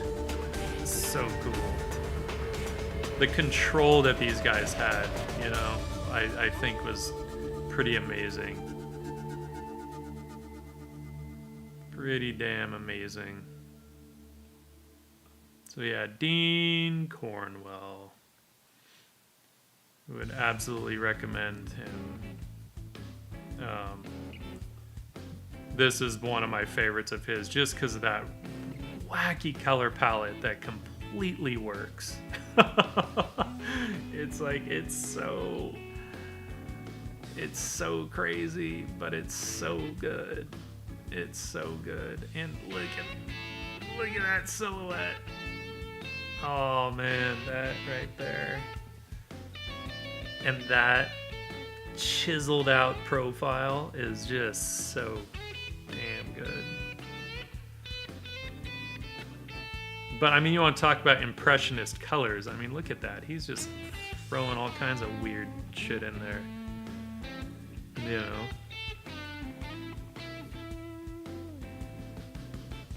Like, I'm pretty sure that's like ultramarine right out of the tube.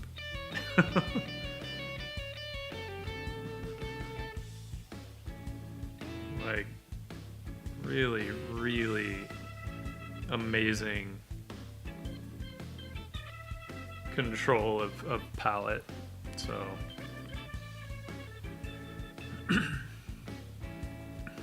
yeah, Willie, you know, the best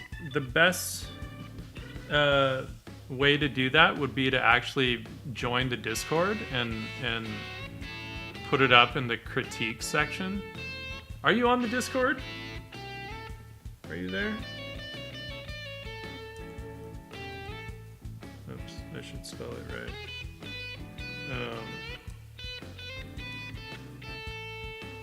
There you go. Okay, cool. Post it up. At least then I can take a look at it, and I'd be happy to at least like discuss it on stream. Depending on, you know, obviously, like if it has any kind of nudity, I can't show it on stream.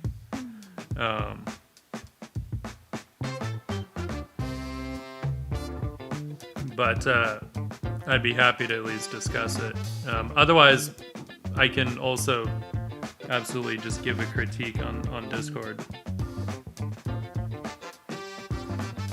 Really?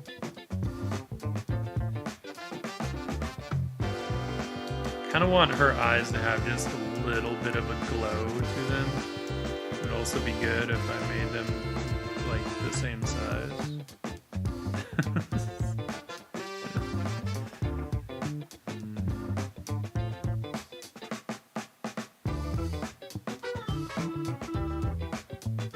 Yeah, man. Throw it up on Discord. I'd be happy to, check it out and see what thoughts I might have.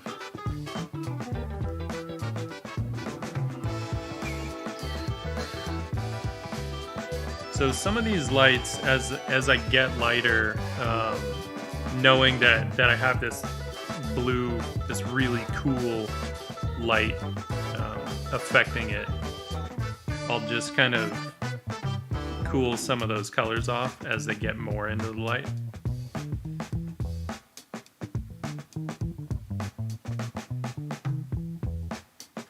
And then in some cases I might kind of warm them up, since I can't really get any cooler than a really cool blue, right?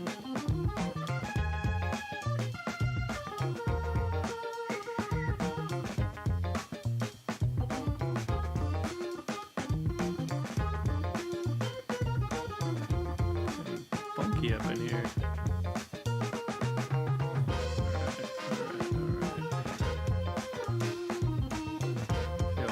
Sort of a little wishy-washy with some of this stuff, and I kind of want to just get it moving.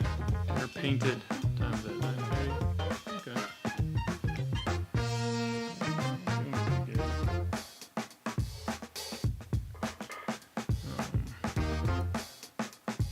Get back to her face. Let's work on some of this other stuff.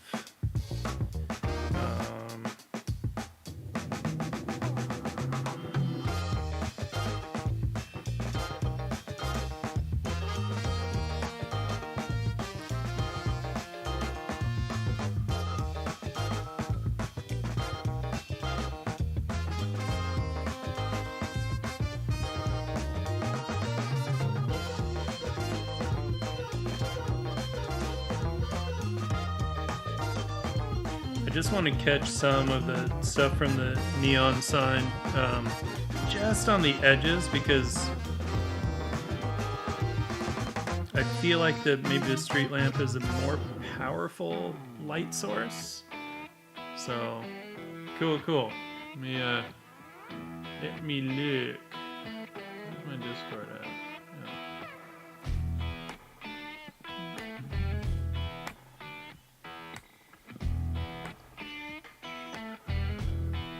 That's looking cool, man. First thing, I would be careful of how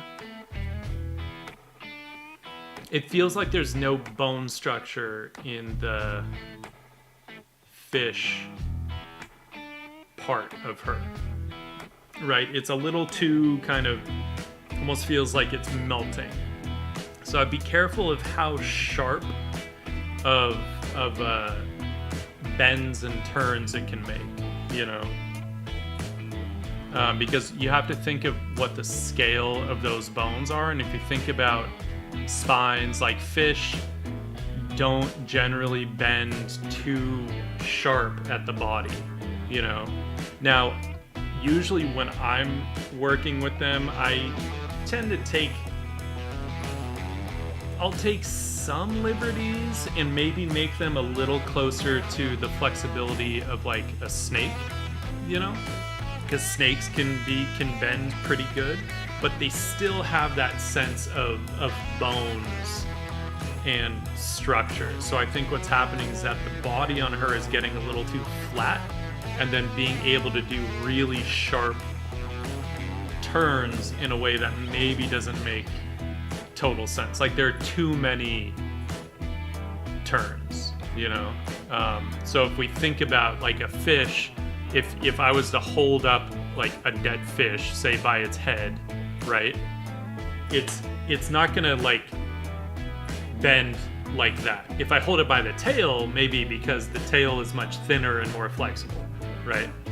But if I hold it by the head, it's gonna kind of do a much more gradual sort of turn, because there's a spine there. There's bones. There's a spine that can only bend so far. So as you have that portion that's going over the steps, it probably wouldn't follow each step. It would probably be a gradual sort of bend off the top step and then into the water, Does that make sense?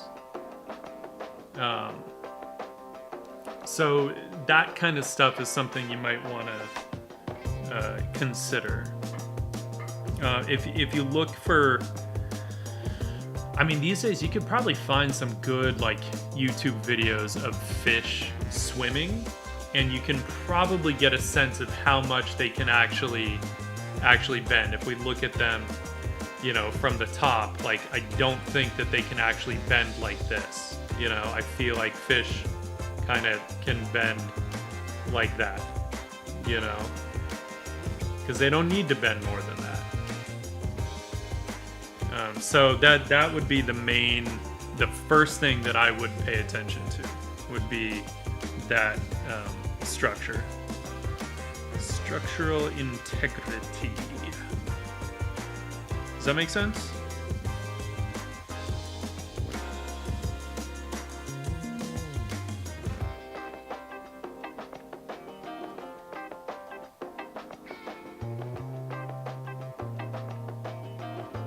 And then just in regards to the fins, because I know you were asking about the fins, it's kind of just a matter of like, do you want like long flowy fins? Do you want, because what I was looking at with,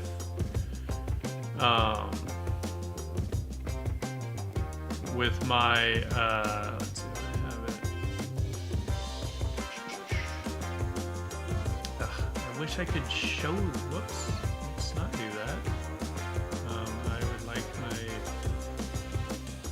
image back. Thank you. Hello. Hello. Ugh. Photoshop. Stop being a punk. There we are.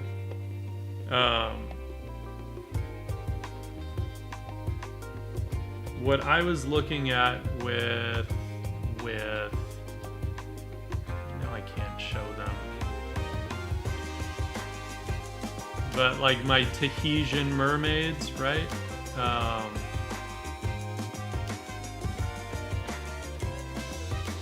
We can at least link them for anyone that's interested in checking them out. Although hang on, I think you would need a ArtStation account.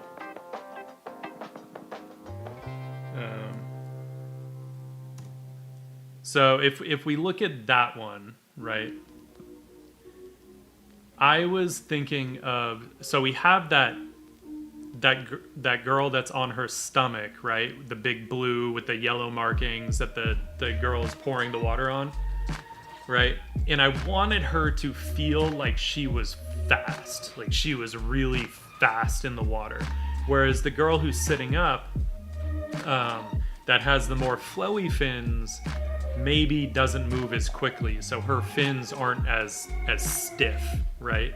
They're more flowy. They're like a beta fish, right? Like a Siamese fighting fish.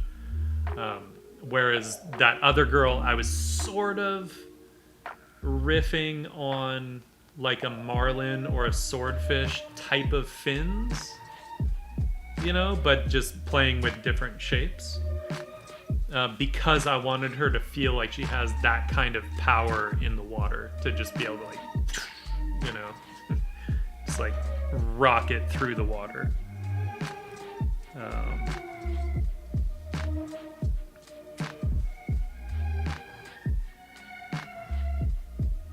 And thank you. I'm glad you're digging the drawing, man.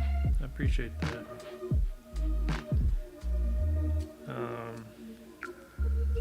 Trying to think of where I want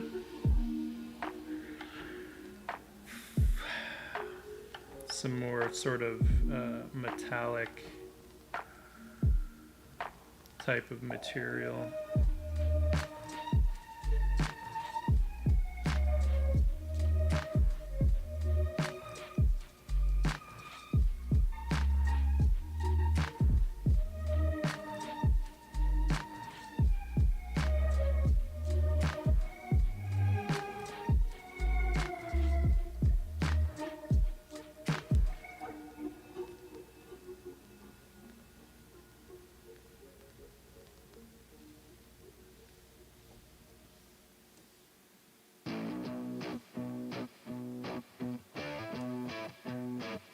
Yeah, so when you're thinking about what kinds of fins you might want, I would first think, how do you want her to be able to move? Is she super fast in the water? Is she not, you know? Like my idea with that piece was that you had these mermaids from all over, from different places in the world, sort of like convening, right, in a paradise. So that's why like I got different kind of like ethnic looks in them, and different kinds of hair and different markings, you know, like they were just fish from all over the world. So you know, that's I would think about, well, how do you want her to be able to move, and then sort of do like take a look at some fish that move that way, you know, and see if there's anything that you can kind of glean from that, and pay attention. You know, you can see the way that their fins are actually flat, right? Because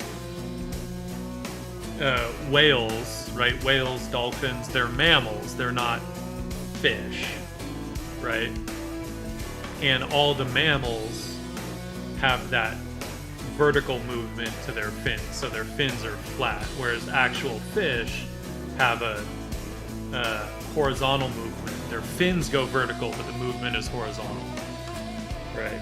They're not mammals. So with them, I was like, well, they're mammals, so I'm going to stick with nature in that regard and keep their fins flat, horizontal, with vertical movement, right? Because it just kind of makes sense to me to do that.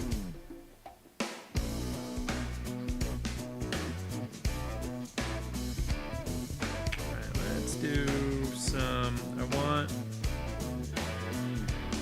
this to be a bit more metallic. So I want a sharper sheen on that.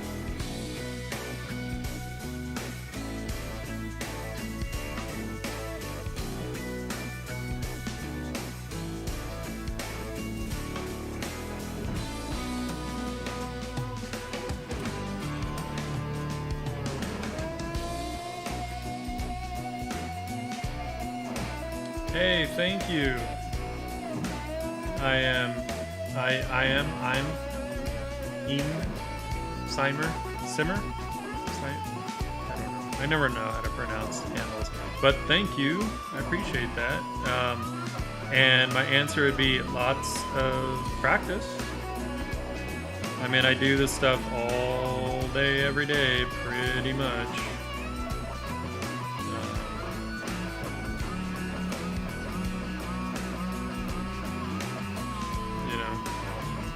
First thing would be kind of asking yourself, what is it that you're interested in for now, knowing that, I mean, hell, our artistic interests change all the time, right?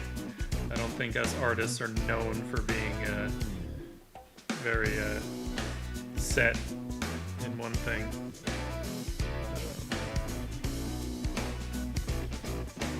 But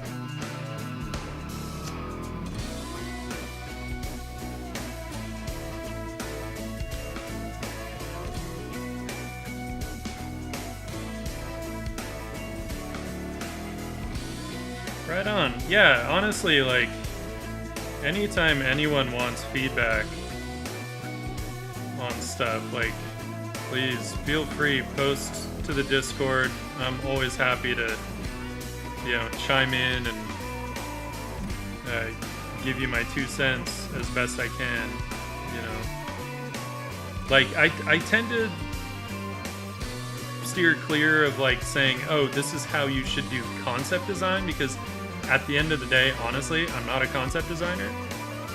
I enjoy doing it for myself. I like the concepts that I come up with. But professionally, I am not a concept artist. I've done it in the past, but it's been so long now that I mean, there are people that live and breathe that stuff. So but I am always happy to kind of chime in where I can, and of course always happy to give, you know, artistic feedback. You know, whether it's technique or just observation or whatever, you know, whatever needs it.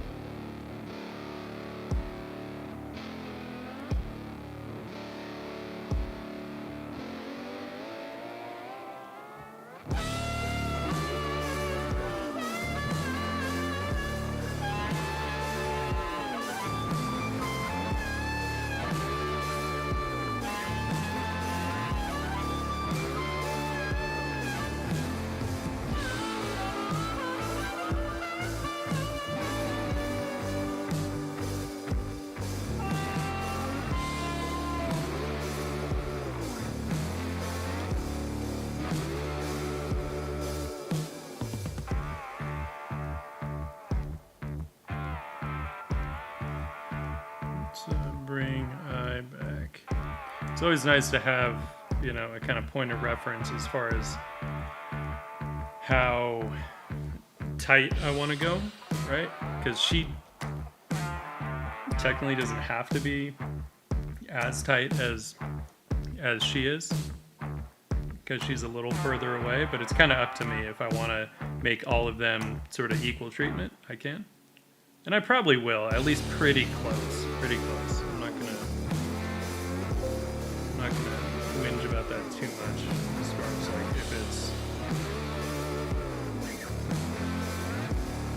if she ends up being a little bit looser, that's okay.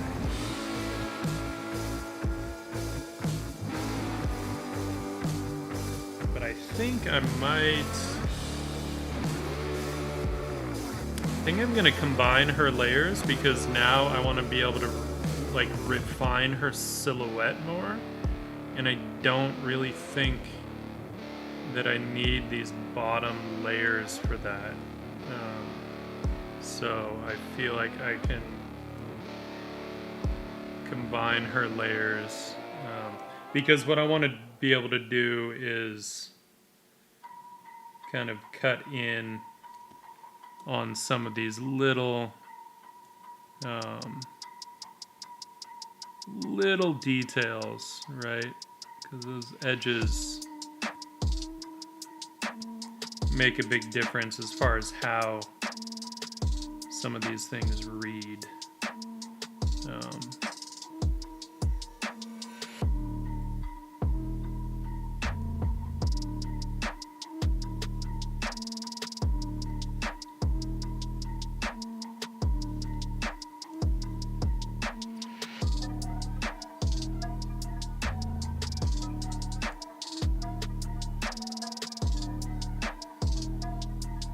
If this was a piece for work, I would not delete, or I wouldn't merge the layers down, at least not in a destructive way, right? I would do much more like non-destructive kind of layering. So what I would do is I would copy her folder, I would turn off the original folder, and I would merge the layers in the copy, just in case, because you never know what a client is going to want to go back to, what they might want to change, and it might be easier if you have those layers intact somewhere. You can always mask out stuff that you painted on top, you know, to reveal some of the older painting if that's what they want. So, you know, if I was doing this for work, it would be a different scenario. I wouldn't be as gung-ho, as much of a maverick with it. You know, just like, merge these layers, because whatever. Whatevs.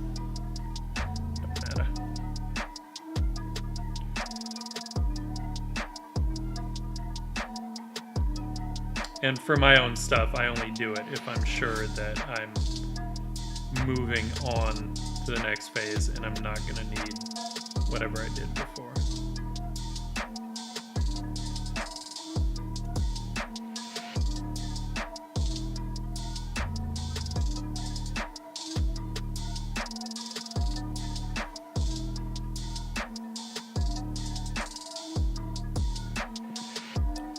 How was everyone's night so far? Everyone doing well?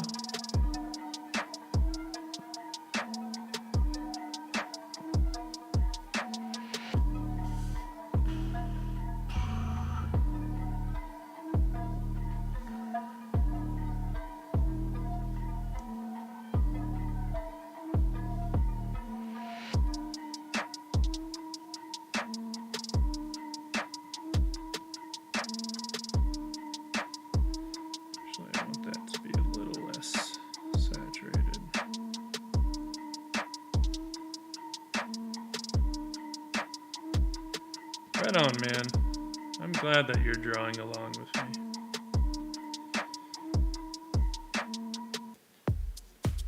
I like it when other folks draw. A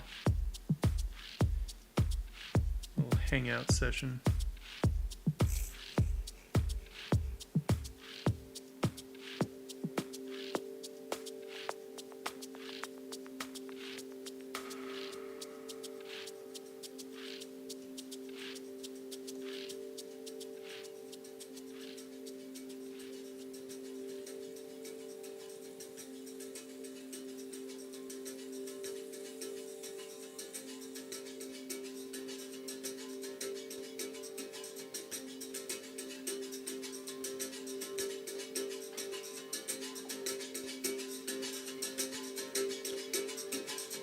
Well, I am happy to hear that, Viscera.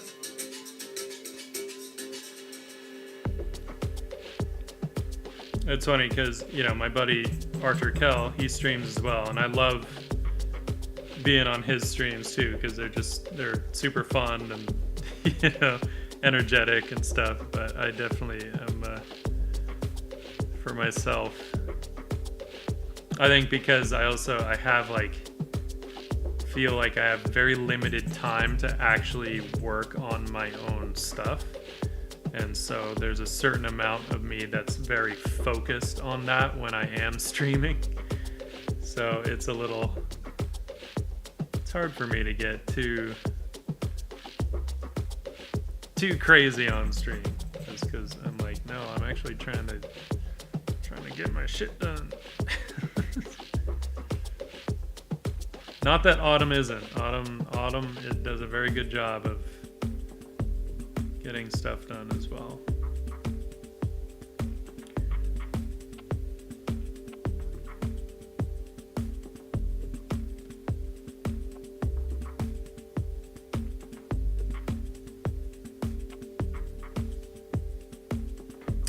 I think I want, I'm so used to a warm light source, but in this case it is not a warm light source. So what I tend to do on the edge of cast shadows, normally I would do a very warm light, like a hot edge on the edge of the cast shadow. But because this is actually a very cool light source, it doesn't make sense to have a warm edge. And this is stuff you can observe in nature too. Usually best seen at like sunrise or sunset.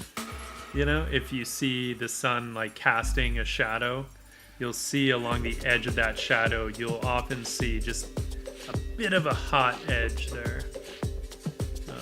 So I tend to abuse that a lot and use the hell out of it because it's fun.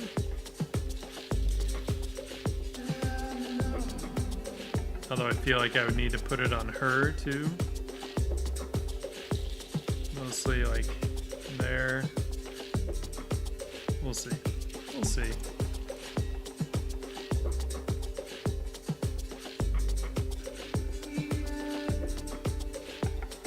Of course, the hot blue isn't going to show up against hot blue, so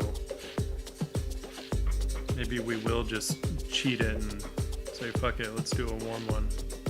Because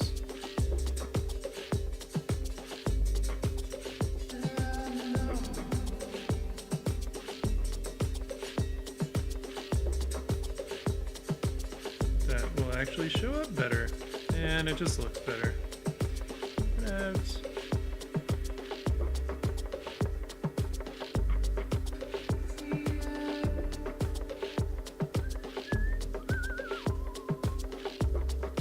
I'm gonna do a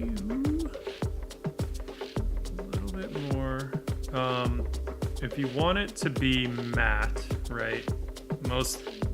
Main thing is just don't go super high contrast between your, like, with your lights, right? Keep your lights pretty limited.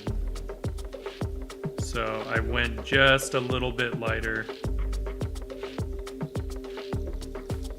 but not so light that it's gonna be really high contrast, right? Because I want to limit the specularity on that material.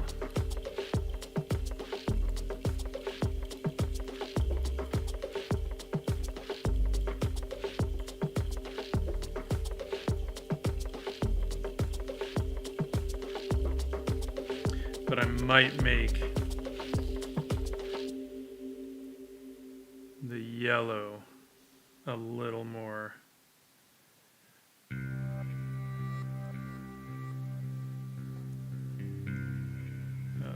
whether it's a different kind of, like a nylon, or who knows, something that has more of a satiny kind of a sheen to it, right? So that's where we'll get a bit more of an actual specular highlight in there.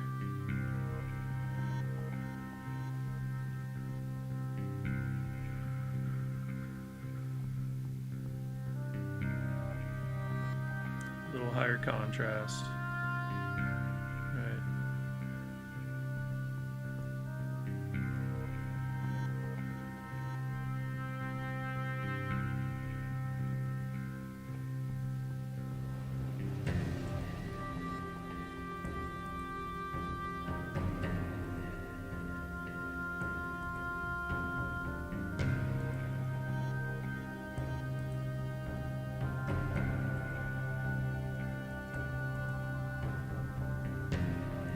Smudge tool.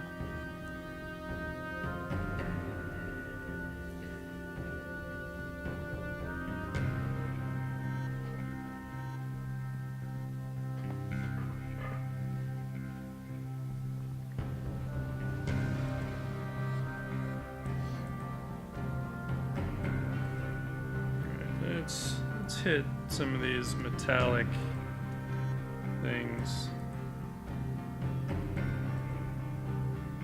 I don't know what they are. And if they're metallic, I mean, given the placement of these, they would have to be some kind of flexible something or other. So I would have to kind of keep that in mind. But hey, sci-fi, right?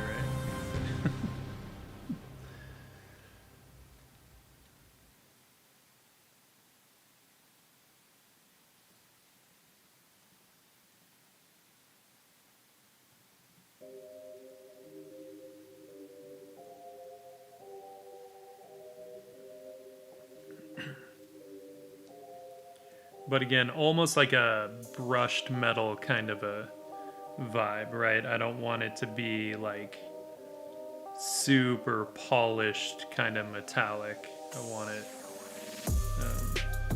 more brushed metal with that kind of a little more of a satin sheen vibe.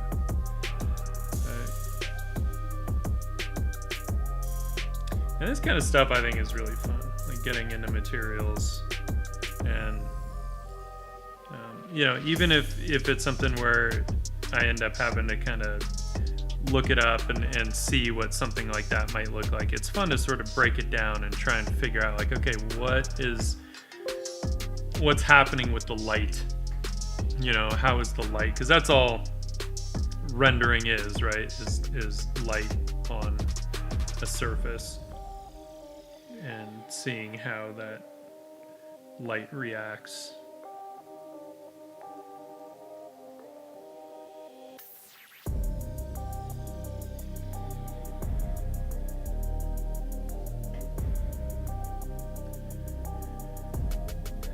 Willie, thank you so much. Yeah, I will be back Thursday at 7 p.m. Pacific time. So, looking forward to seeing you then, my friend.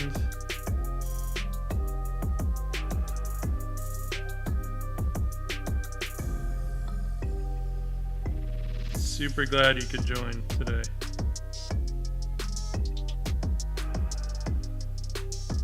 And thanks for posting that piece up in the Discord. It was nice to kind of discuss that a little bit. Let's get a little bit of this.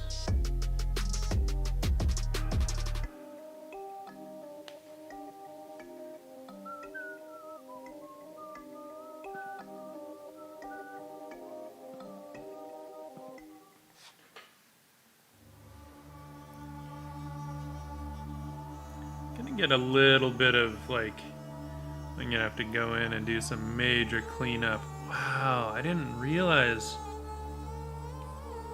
Man, so for a minute Photoshop was doing some weird stuff. You can see how wavy those lines are. Like, it was just doing that with anything that was at a slight angle, and I don't know why, so I'm gonna have to do a lot of cleanup on that car when I get back to it. Weird. That's annoying. Whatever. I want to get some of that magenta from the car kind of reflecting back onto her a little bit.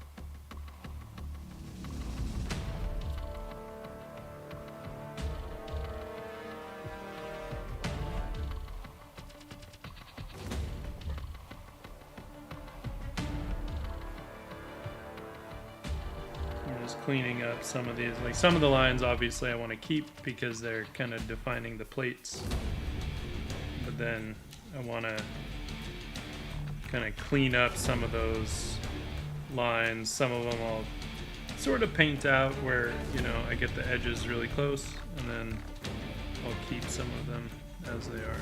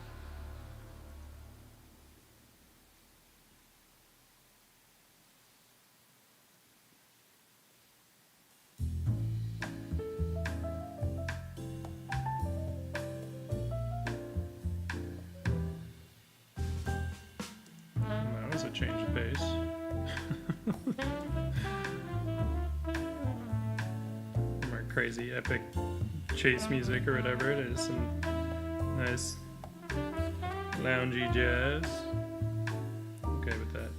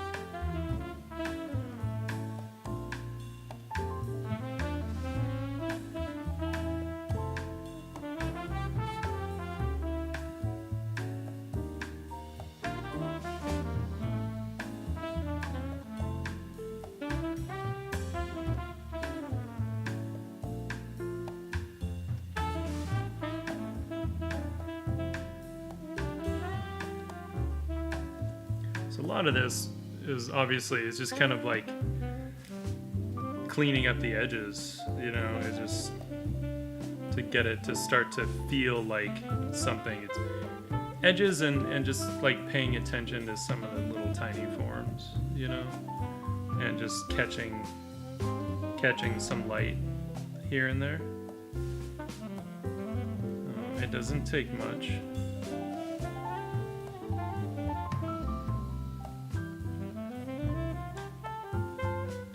I don't want all of this stuff to feel metallic, but I want some of it maybe too. It's kind of cool. I feel like she has more metallic on her than, well, more than I, maybe not more than Quinn. Quinn has quite a bit as well.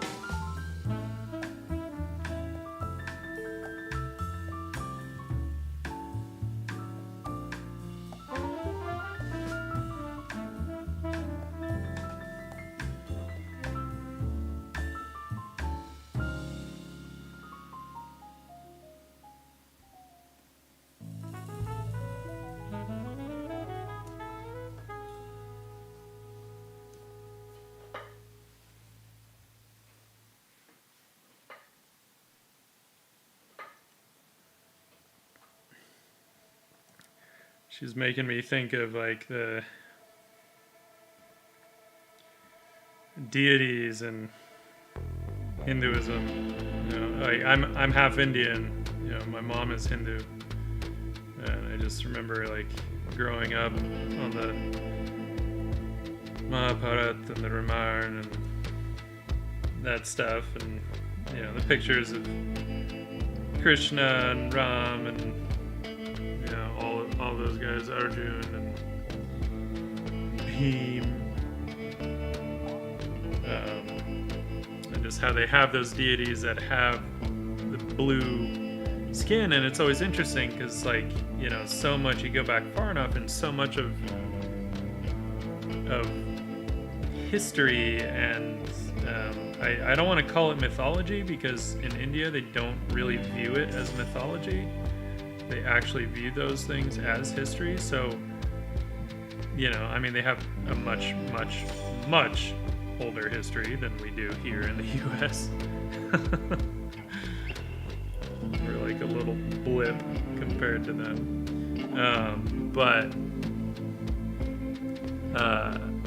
Yeah, so who knows if like, did they actually have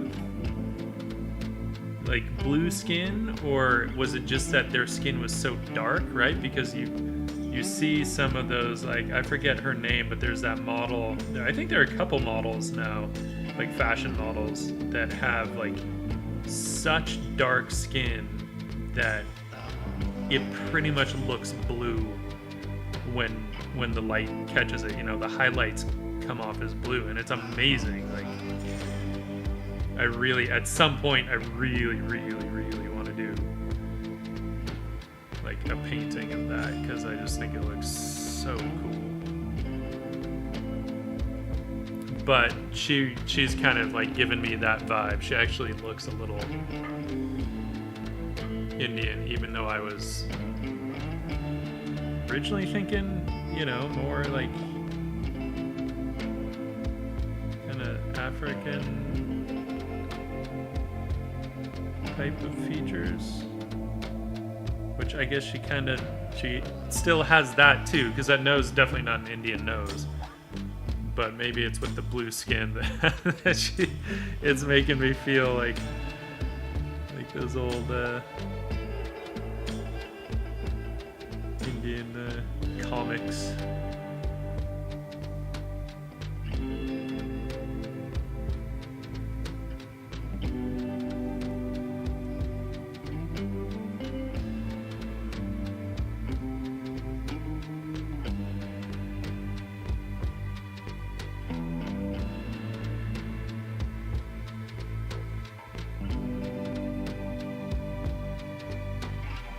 Highlights happening here.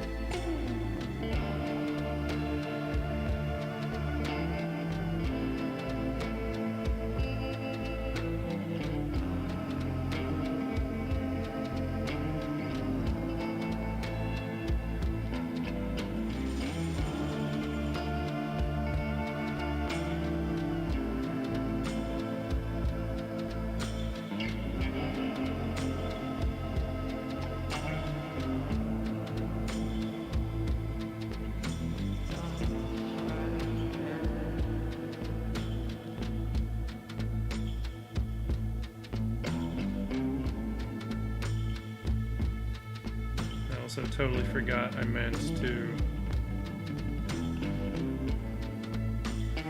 do this stream standing up today because my back has not been happy. HD muscles. Yes. Oh. Well, you know, she is cybernetic, so she gets to have whatever the hell kind of muscles she wants.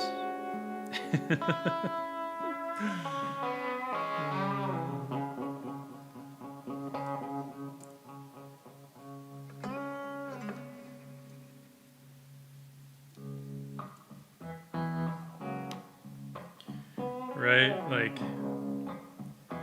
if we had cybernetic technology, you know, people would be doing all kinds of crazy, meaning like legit cybernetic technology. They're getting there, right? Some of the prosthetics and stuff that they're creating are pretty damn cool. All kinds of craziness. I remember seeing this one thing of like, it was like this backpack. It was for blind people, and it basically had these cameras and stuff, and it would like push into their back. It would basically push images. Almost think of like those, you know, those pinheads where you would put your face into all those flat pins, and your face would come out all cool looking. So it was almost like that, and it would push images into their back, kind of, so that they could actually see what was in front of them. It's kind of cool.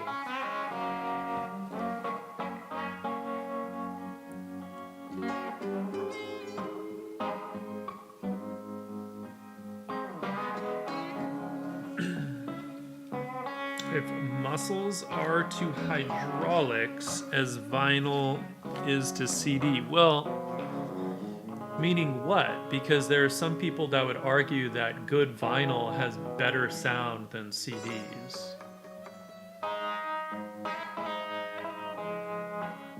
Even the technology is way simpler.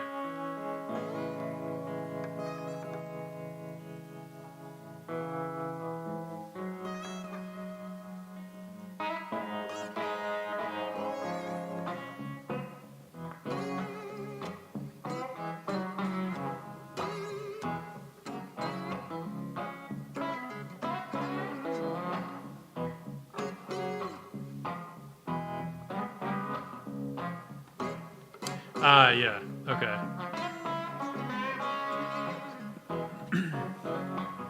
Yeah, who knows? I mean, obviously, like if we were to actually analyze the potential of like a cybernetic age, no, I guarantee there would be all kinds of things that would be lost, you know, and just like not better, not worth it,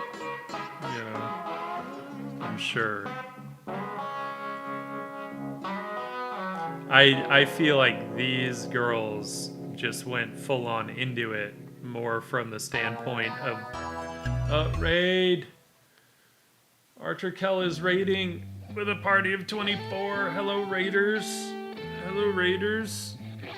We're continuing jamming on our cyborg elves, our cyber elves. What's up, Jay-Z?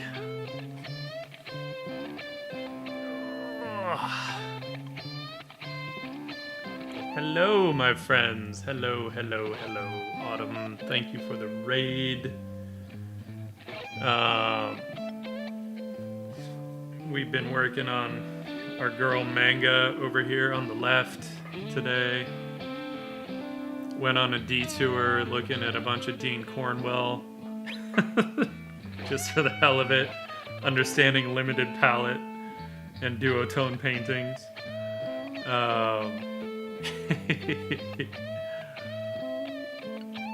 No, it's not a DeLorean. It's just not finished. I just started putting in the colors, but no. But it was always a hover car, John. It was always going to be a hover car. There are no actual wheels, though. It's not like wheels that convert. It's this shit's sci-fi. It hovers 24/7.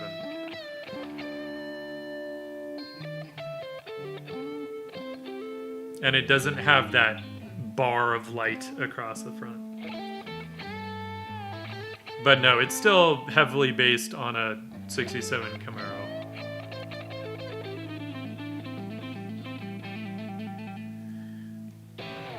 Autumn, what kind of awesomeness did you work on tonight?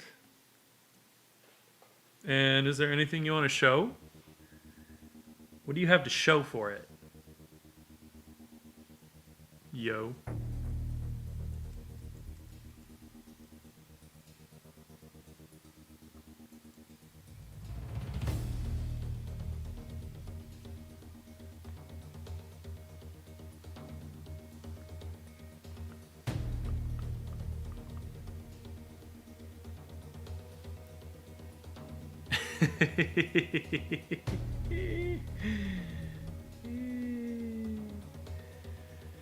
Fair enough, my friend. Fair enough.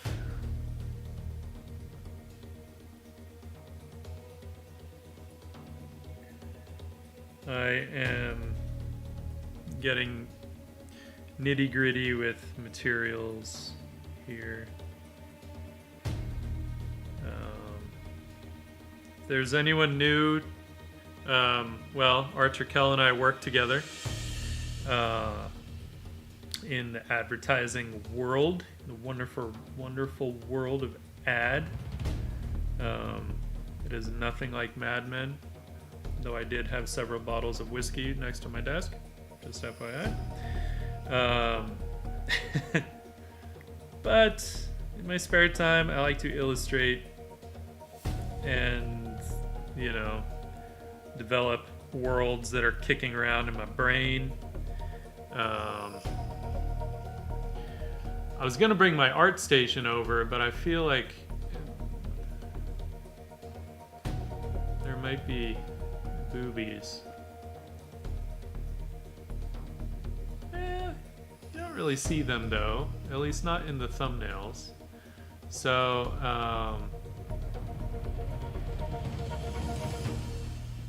yeah, all kinds of stuff. We had done this one on a stream a while back. A Lamia,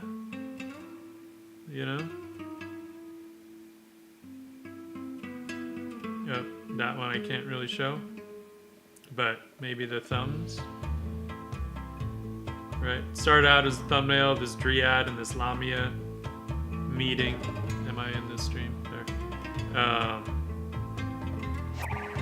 And then decided, no, all good, brother. I do the same. At some point, I want to turn that into a real, like a big painting, maybe an oil painting. I don't know. This was watercolor and ink, kind of playing around with stuff.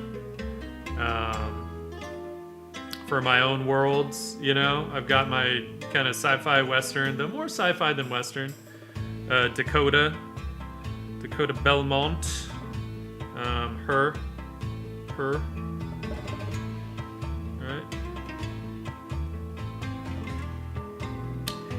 I want to say I might have painted her up on a stream some time back, but I don't remember, honestly. It would have been a while ago. Maybe I didn't. I don't know. But anyway, I love doing characters. I love getting into fashion. I love getting into materials, as we can see. A lot of fun playing with that stuff.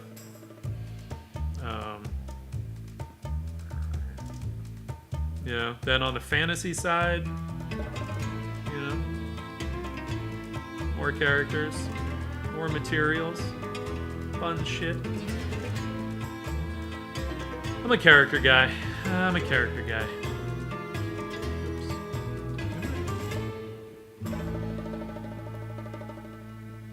I think I gotta follow. Who followed? Oh, Samurai Shaft. I know you. Thanks for the follow, dude. Samurai Shaft. And hello, Bezod. Welcome. Welcome.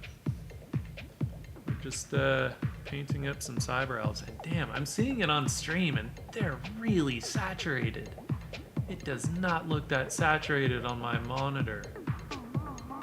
Why are they? Well, the blue is really saturated. I don't know why.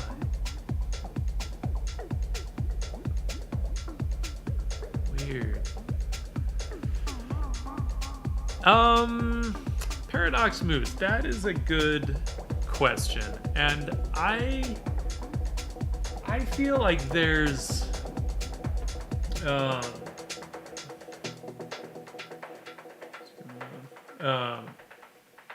I feel like there's a place for both. I like a certain amount of groundedness in fantasy, but not so much that I'm gonna like nitpick the hell out of say choosing a specific time period and I can't deviate from that, you know. Like I don't want to go that far. I appreciate it when other people do, but that's not really the way that I want to nitpick stuff. I'm not going to go so far as to like have people driving cars and wagons. You know, like I'm not going to go crazy. But I think that's one thing where I can appreciate where Martin went with Game of Thrones, you know? Like he really took from a span of, I don't know, probably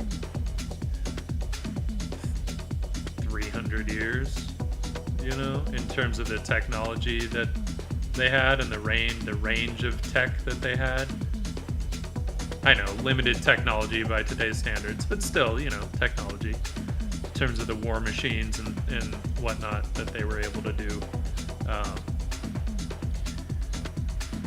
You know, he definitely kind of played it a little fast and loose with that, but I have to imagine that was on purpose because he does come from having written a good amount of like historical fiction.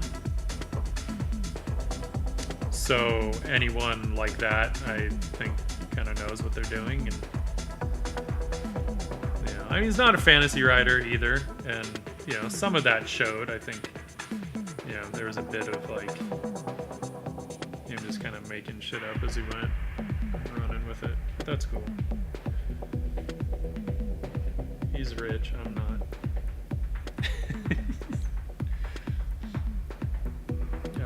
But you know, like Evan Amundsen, you know, he does stuff that's very much more rooted in like history, even though yes, it's fantasy and there might even be a magic system and stuff, but it is very much rooted in something that is more kind of historically researched and accurate in that regard. And I love that. I love that he does that. Even if it's not necessarily the way that I want to approach stuff, I think he does it really, really well. So, yeah. Nothing but good things to say in that regard.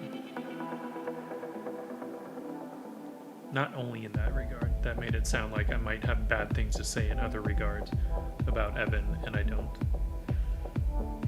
I don't know him personally, but having watched many of his streams, seems like a cool dude.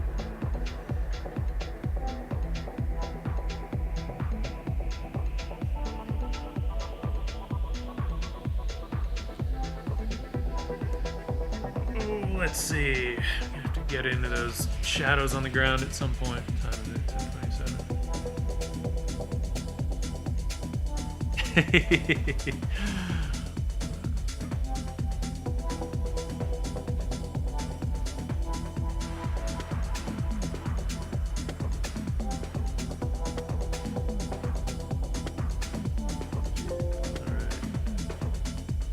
You know what I do want to do? Work on... Shit.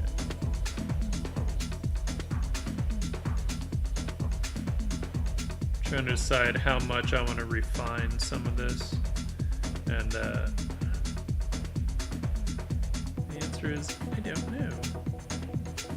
Meaning, like, I could go a lot further as far as rendering this stuff up goes, and I just need to kind of decide if I want to, if that's the route that I want to go.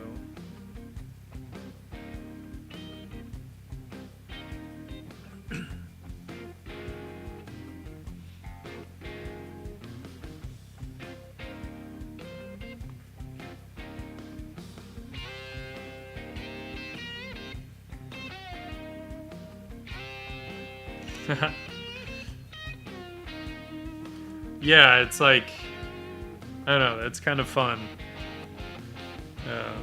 You know. And it's weird because I didn't really think about that here, even though of course like the spot on her head, you know, is almost like a Tika reference. But for some reason I didn't think of it as much here. At least I don't think. I vaguely feel like I might have even said something like that when I was doing this, but I don't remember exactly. But for some reason in this one, I don't know why, it like really made me think of the Hindu mythologies. I don't know why. Actually, I don't want to lock that. Let's do this. I want to get, knowing that there's a neon sign over here, I do want to have that affecting her hair, though it's not necessarily backlighting it. So, because if it was, I would totally like do a hot edge, but I feel like it's not actually backlighting it. So I think I just want to get some warmth in the light on her hair. I think I should actually cool that warmth off, because if we have essentially the bulk of this sign will be like red and yellow, but we'll say red, falling on the blue hair, so we're literally gonna get like purple, because red and blue make purple. Easy peasy. So I just want to get a bit of that warmth falling on her hair.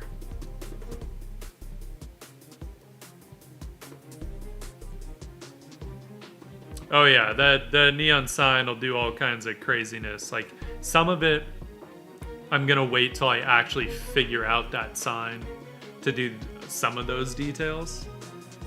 Because the car also is gonna be mostly a matte paint. It does have, let's look. It does have this racing stripe that will be glossy, more metallic, right? But it's basically a matte magenta and a glossy magenta. And then, of course, I got to get into the windows. Like, right now, I haven't done anything. That car needs all kinds of work. I just wanted to get the color in there because I felt like that was going to affect the composition a lot. I didn't really feel the need to render it just yet, but I'll get there. You know, gonna need the chrome bumper kind of thing and need to figure out some tech. There's gonna be some little glowy bits in the hover modules here, and all kinds of who knows what. So we'll get into that after we get funky.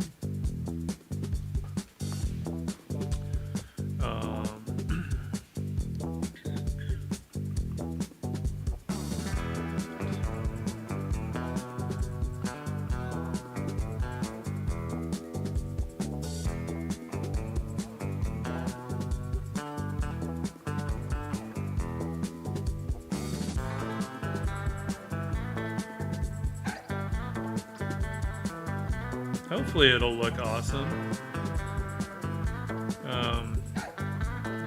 You know, it'll take some rendering for sure.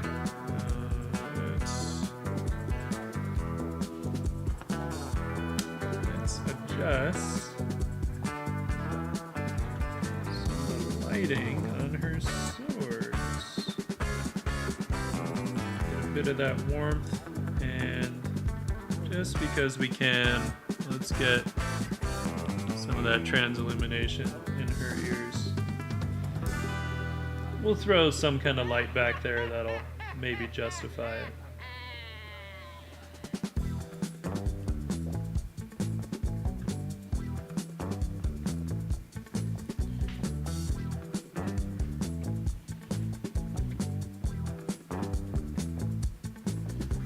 To Senor Fish, I think so.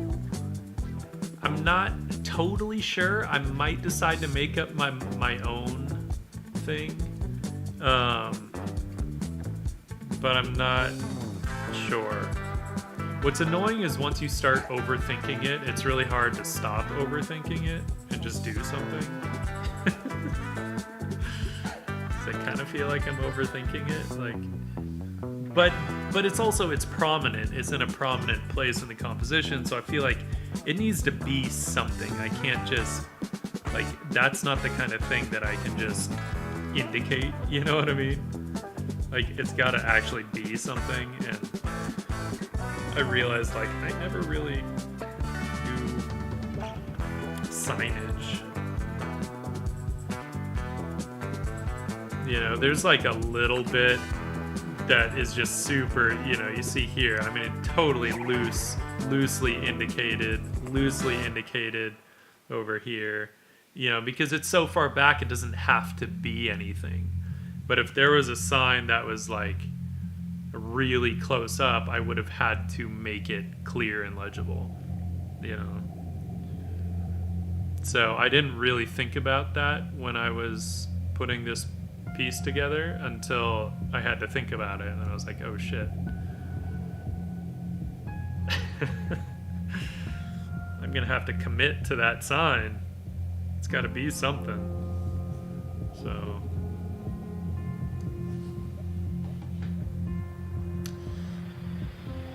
man.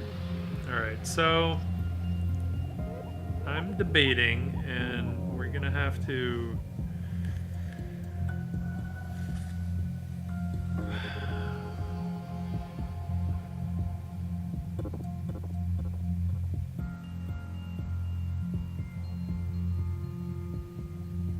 I'm just kind of debating how saturated. I really want that blue to be on her.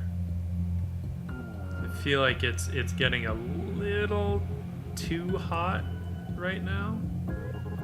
You know, because if I go here and I color pick, why is that?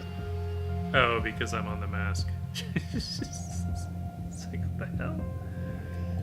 You know, like that's way over to the right on the palette, and I don't usually want that much like crazy saturation all over the figure.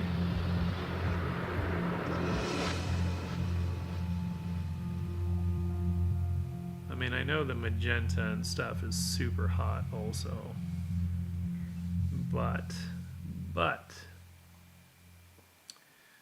I might kick that saturation down a little. You know, not that much, because that's like taking it all the way down. Even though that looks kind of cool too. I'm not gonna lie.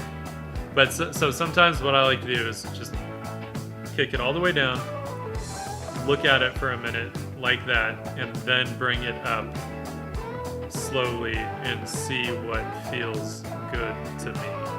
Like that feels a little more real world to me, right? That feels super hot in terms of saturation. So maybe somewhere in between. The thing we can do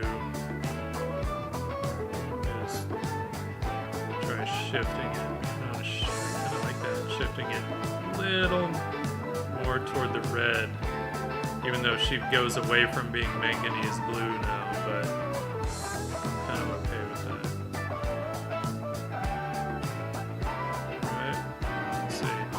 So that's where she was, and that's where she is. And that feels a lot better to me now.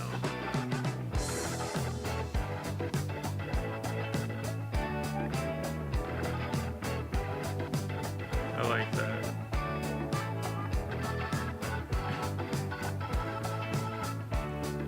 Let's mask out for her hair, because I do want her hair to be saturated.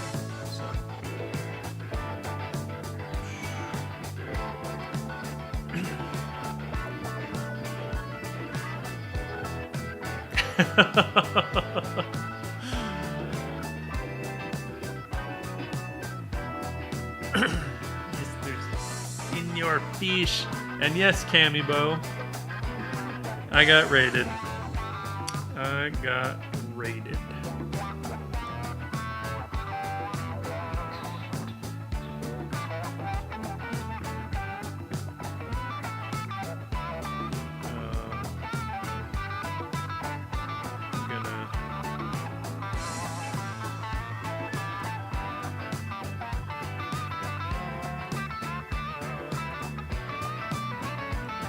want to mask that desat off of her hair, because I want to have her hair be more saturated, and because that's really like, I don't mind if the rest of their body doesn't adhere to the color that is their namesake, but their hair does. So I do want her hair to stick to the manganese blue realm. Even if we're getting all kinds of different colored lights hitting it, we'll cheat it and just keep it true to form.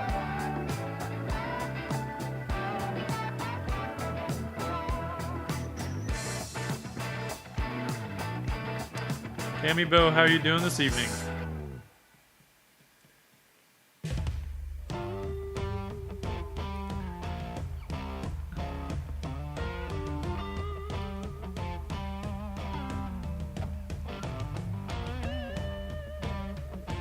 What?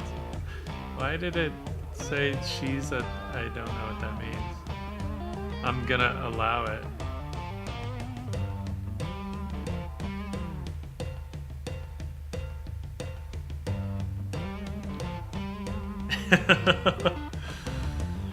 I guess you did, Vern.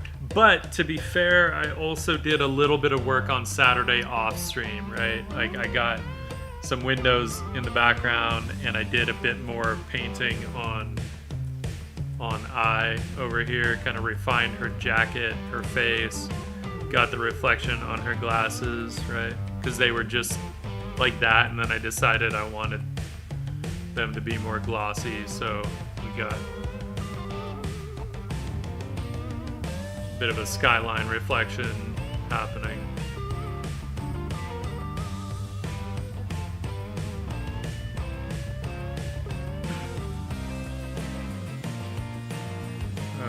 And had thrown just flat colors on the car. It's not obviously nowhere near done, but and then we've been painting up manga today on stream. On stream. I'm going to. Oops.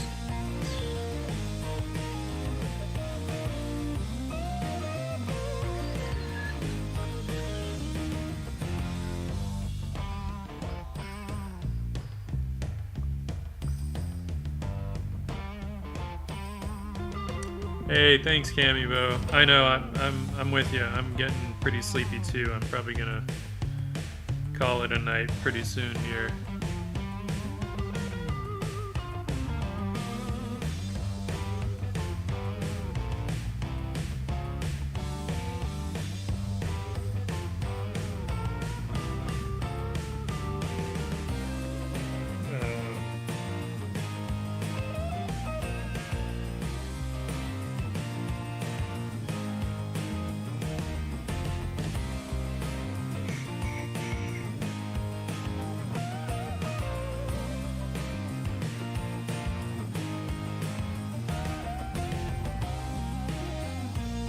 Kind of deciding if I'm happy with where the materials are going on her. I think I am. I've got a nice. Feel like I've got a nice balance of some matte and glossy and kind of metallic, and I might go more glossy on some stuff, maybe. But I feel like that'll be a really like finishing thing if I decide to go that way. I'm not positive yet. Fanged Bunny, how you doing? I know, I'm tired too, Fang.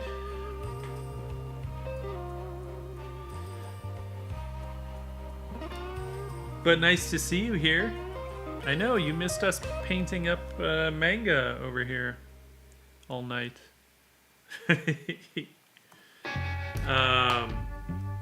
Folks, if you don't follow Fanged Bunny, you should. She's awesome.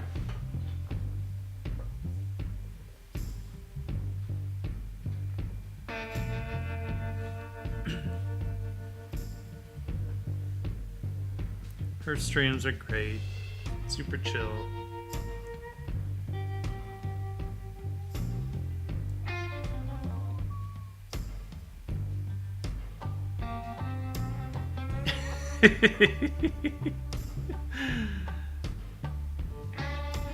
Oh, hey, thanks,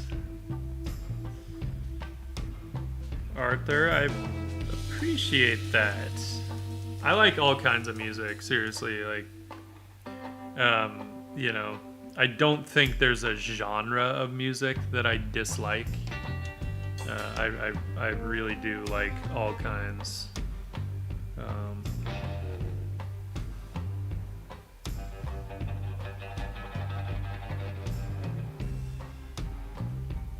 I mean, there's plenty of music I don't like, but in terms of genres, I'm not one of those where I'm like, no, this entire genre sucks.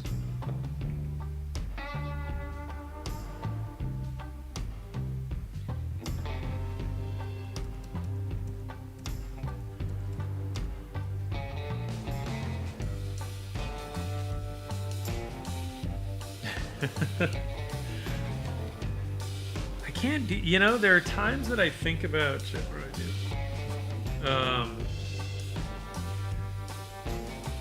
Like, I can't... even on nights where I can't sleep, I'm not one of those that can just, like, get up and start doing stuff. Because then I really won't sleep. I have to just sit there and toss and turn until I manage to finally fall asleep. Whoa. Whoa! We're getting funky! We're getting funky!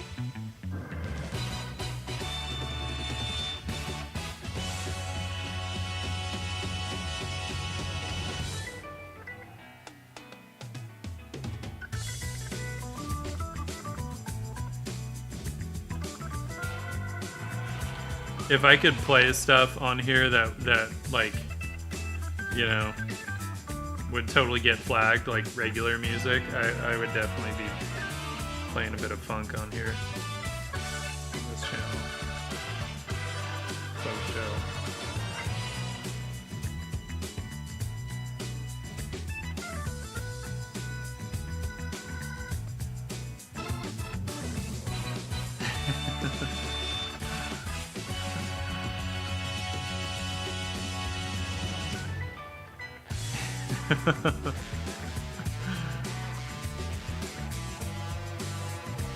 Oh, were you asking what program I'm in? Ah, I see. Yeah. Nah, Photoshop.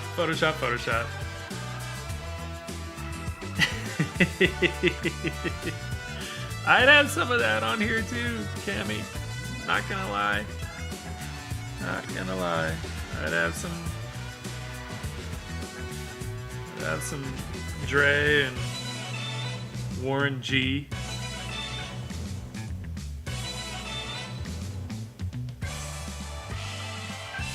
But I'd also have a good amount of like Jamiroquai on here.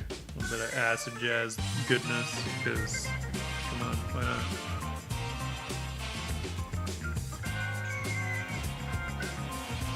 Kind of just noodling. I don't know that I really need to nitpick this much right now.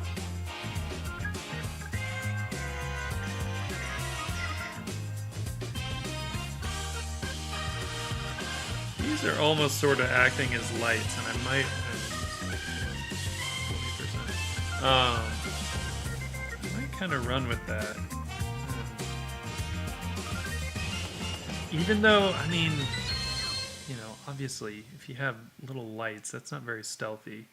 Let's hope she can, like, turn them off when needed, because otherwise it's super unstealthy.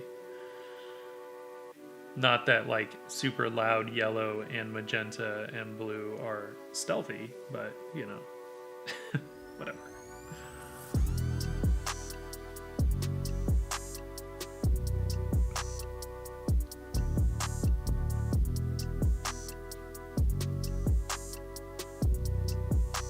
Yeah!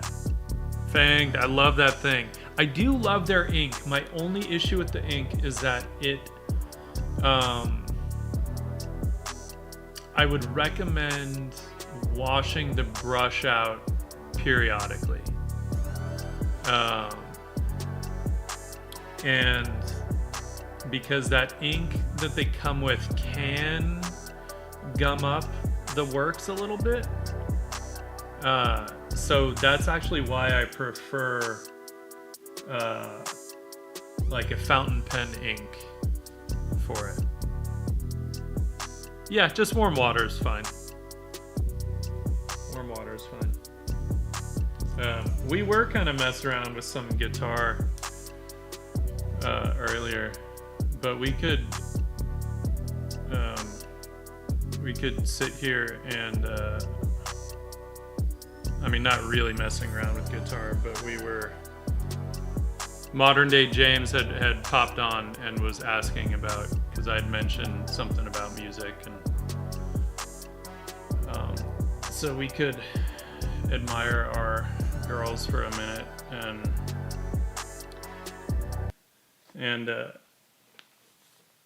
you know, play something maybe.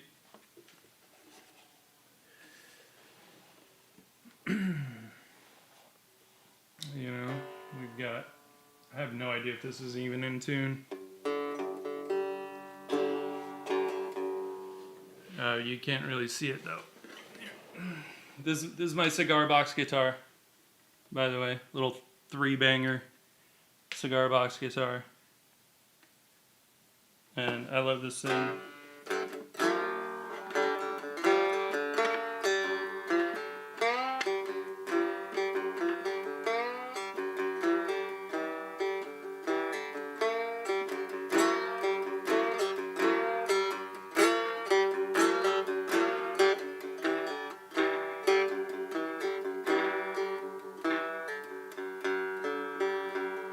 Yeah.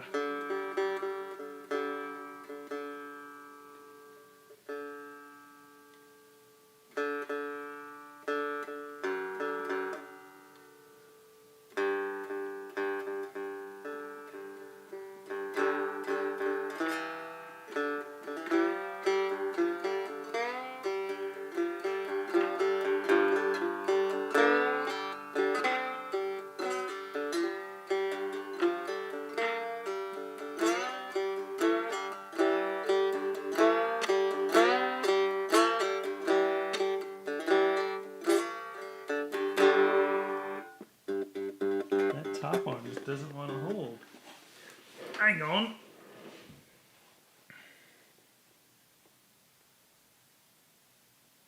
That top string doesn't usually go out of tune. So let's see what's up.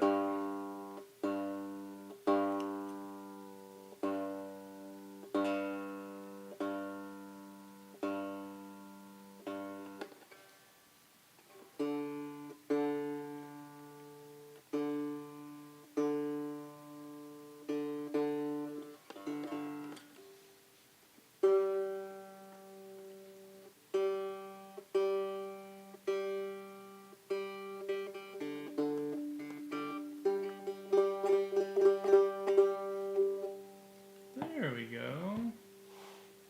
There we go.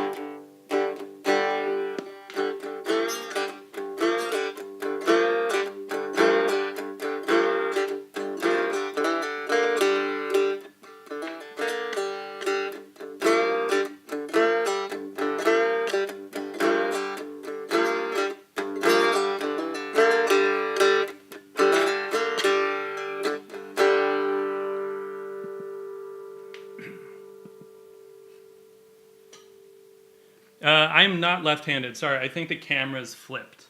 I'm right-handed.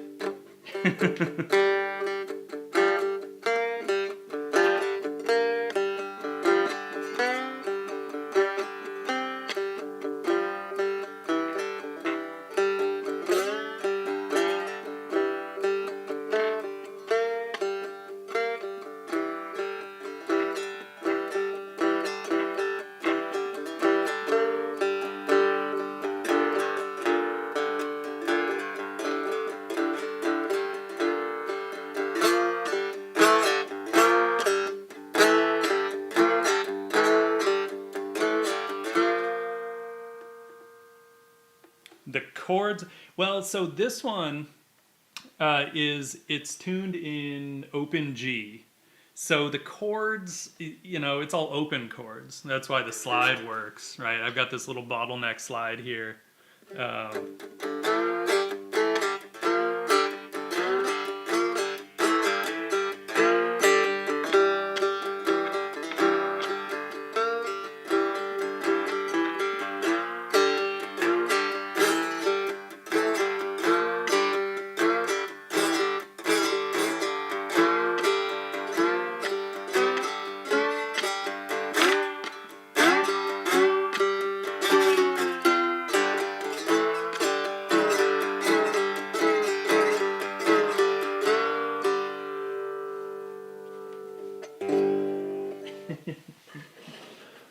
Yeah, so there's a little bit of my little cigar box guitar that is so much fun to play with.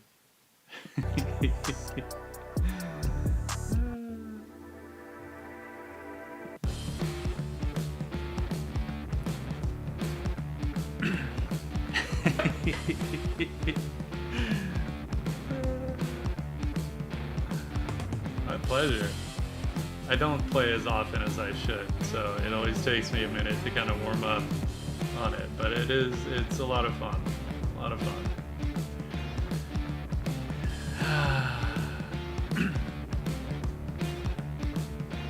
Hey, yeah, where's... Oh, there he is. That'd be kind of fun, dueling banjos over Twitch.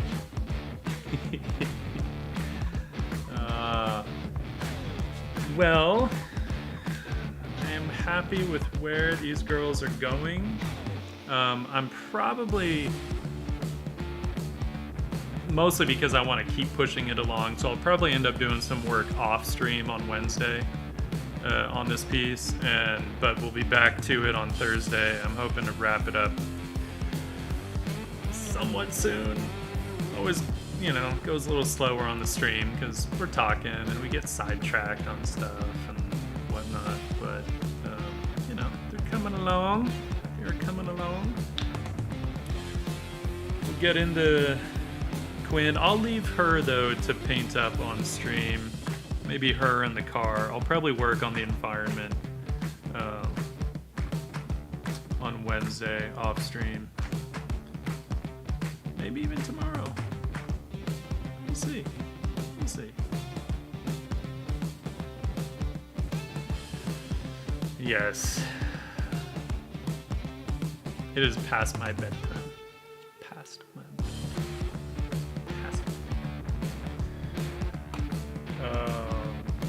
But I don't have the energy to raid someone tonight, so I'm not gonna do that because otherwise that'll keep me up way longer than I need to be.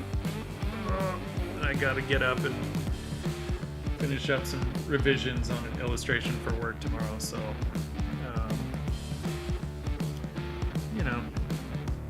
it's about bedtime for me. But I'm happy with where Manga ended up. I think she's coming along. She's coming along nice, real nice. One thing I'll need to get into, which I started doing a little bit on her just to show, is that battle damage, kind of the little scrapes and scratches. So I need to finish those on her, right? Little dings and stuff, and I want to get into that on Manga as well. But I'll refine. There's some little bits here that I need to refine at some point. So, but not tonight. Tonight, I think I'm gonna call it. I'm gonna call it a night. Ah, thank you. Yeah, it was kind of a fun little. Super simple. Literally one layer on her. It was just I just used a desat color and then just erased with a square brush, erased the buildings out. So it's literally just like a really light kind of, but it has the right effect, so it works. But if you want to see, basically all I did was we'll do another one here. I think I just taken like kind of a sky color-ish and really light on like, so I have my brush on 20% right now and just went really light, and then just cleaned up the edges. Oops. Right. Cleaned up the edges so it's not going over, and then literally just erased out buildings. Opacity, 20% opacity. Because flow will mostly just affect the texture on the brush. So this was just 20% opacity. So yeah, that was it. That's all I did. Just a little cleaner.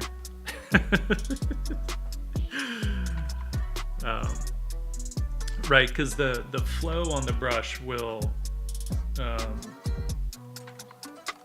a good one for that is like this linen brush that I have, right? If I keep it at 100% opacity and 100% flow, right, that's what I get. If I go lighter, like just a lighter touch, that's kind of, that's what I get.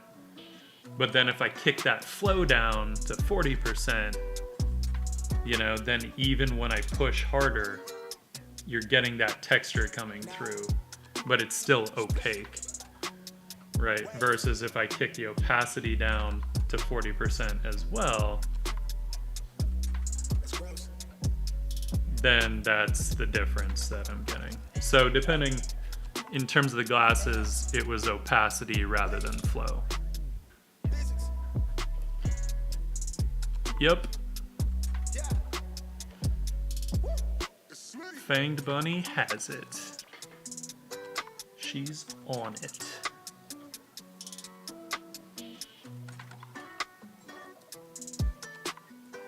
So yeah, this Cami, the one in the center is I for Indian Yellow, IY, right? I. She's Manga, Manganese Blue, and this girl is Quinn for Quinacridone Magenta. Those are their names. I, Quinn, and Manga. So, those are our girls. Alright, my friends, I gotta call it a night. I will be back Thursday at 7 p.m. Pacific time.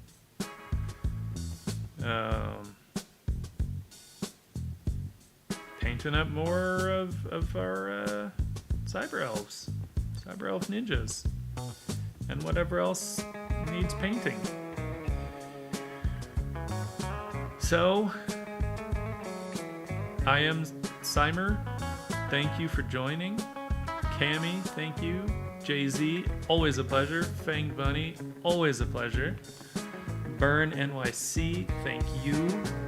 Whoever else is still in here, I can't read that name, but for Biker Mice from Mars, I have no idea what that. That's awesome. Isra, thank you. Thank you for joining. And for questions and all that stuff. Love it. And I will see y'all Thursday. I hope everyone has a fantastic night and sleeps really well. I hope I sleep really well. I think I will. I hope. And catch you in a couple days, my friends.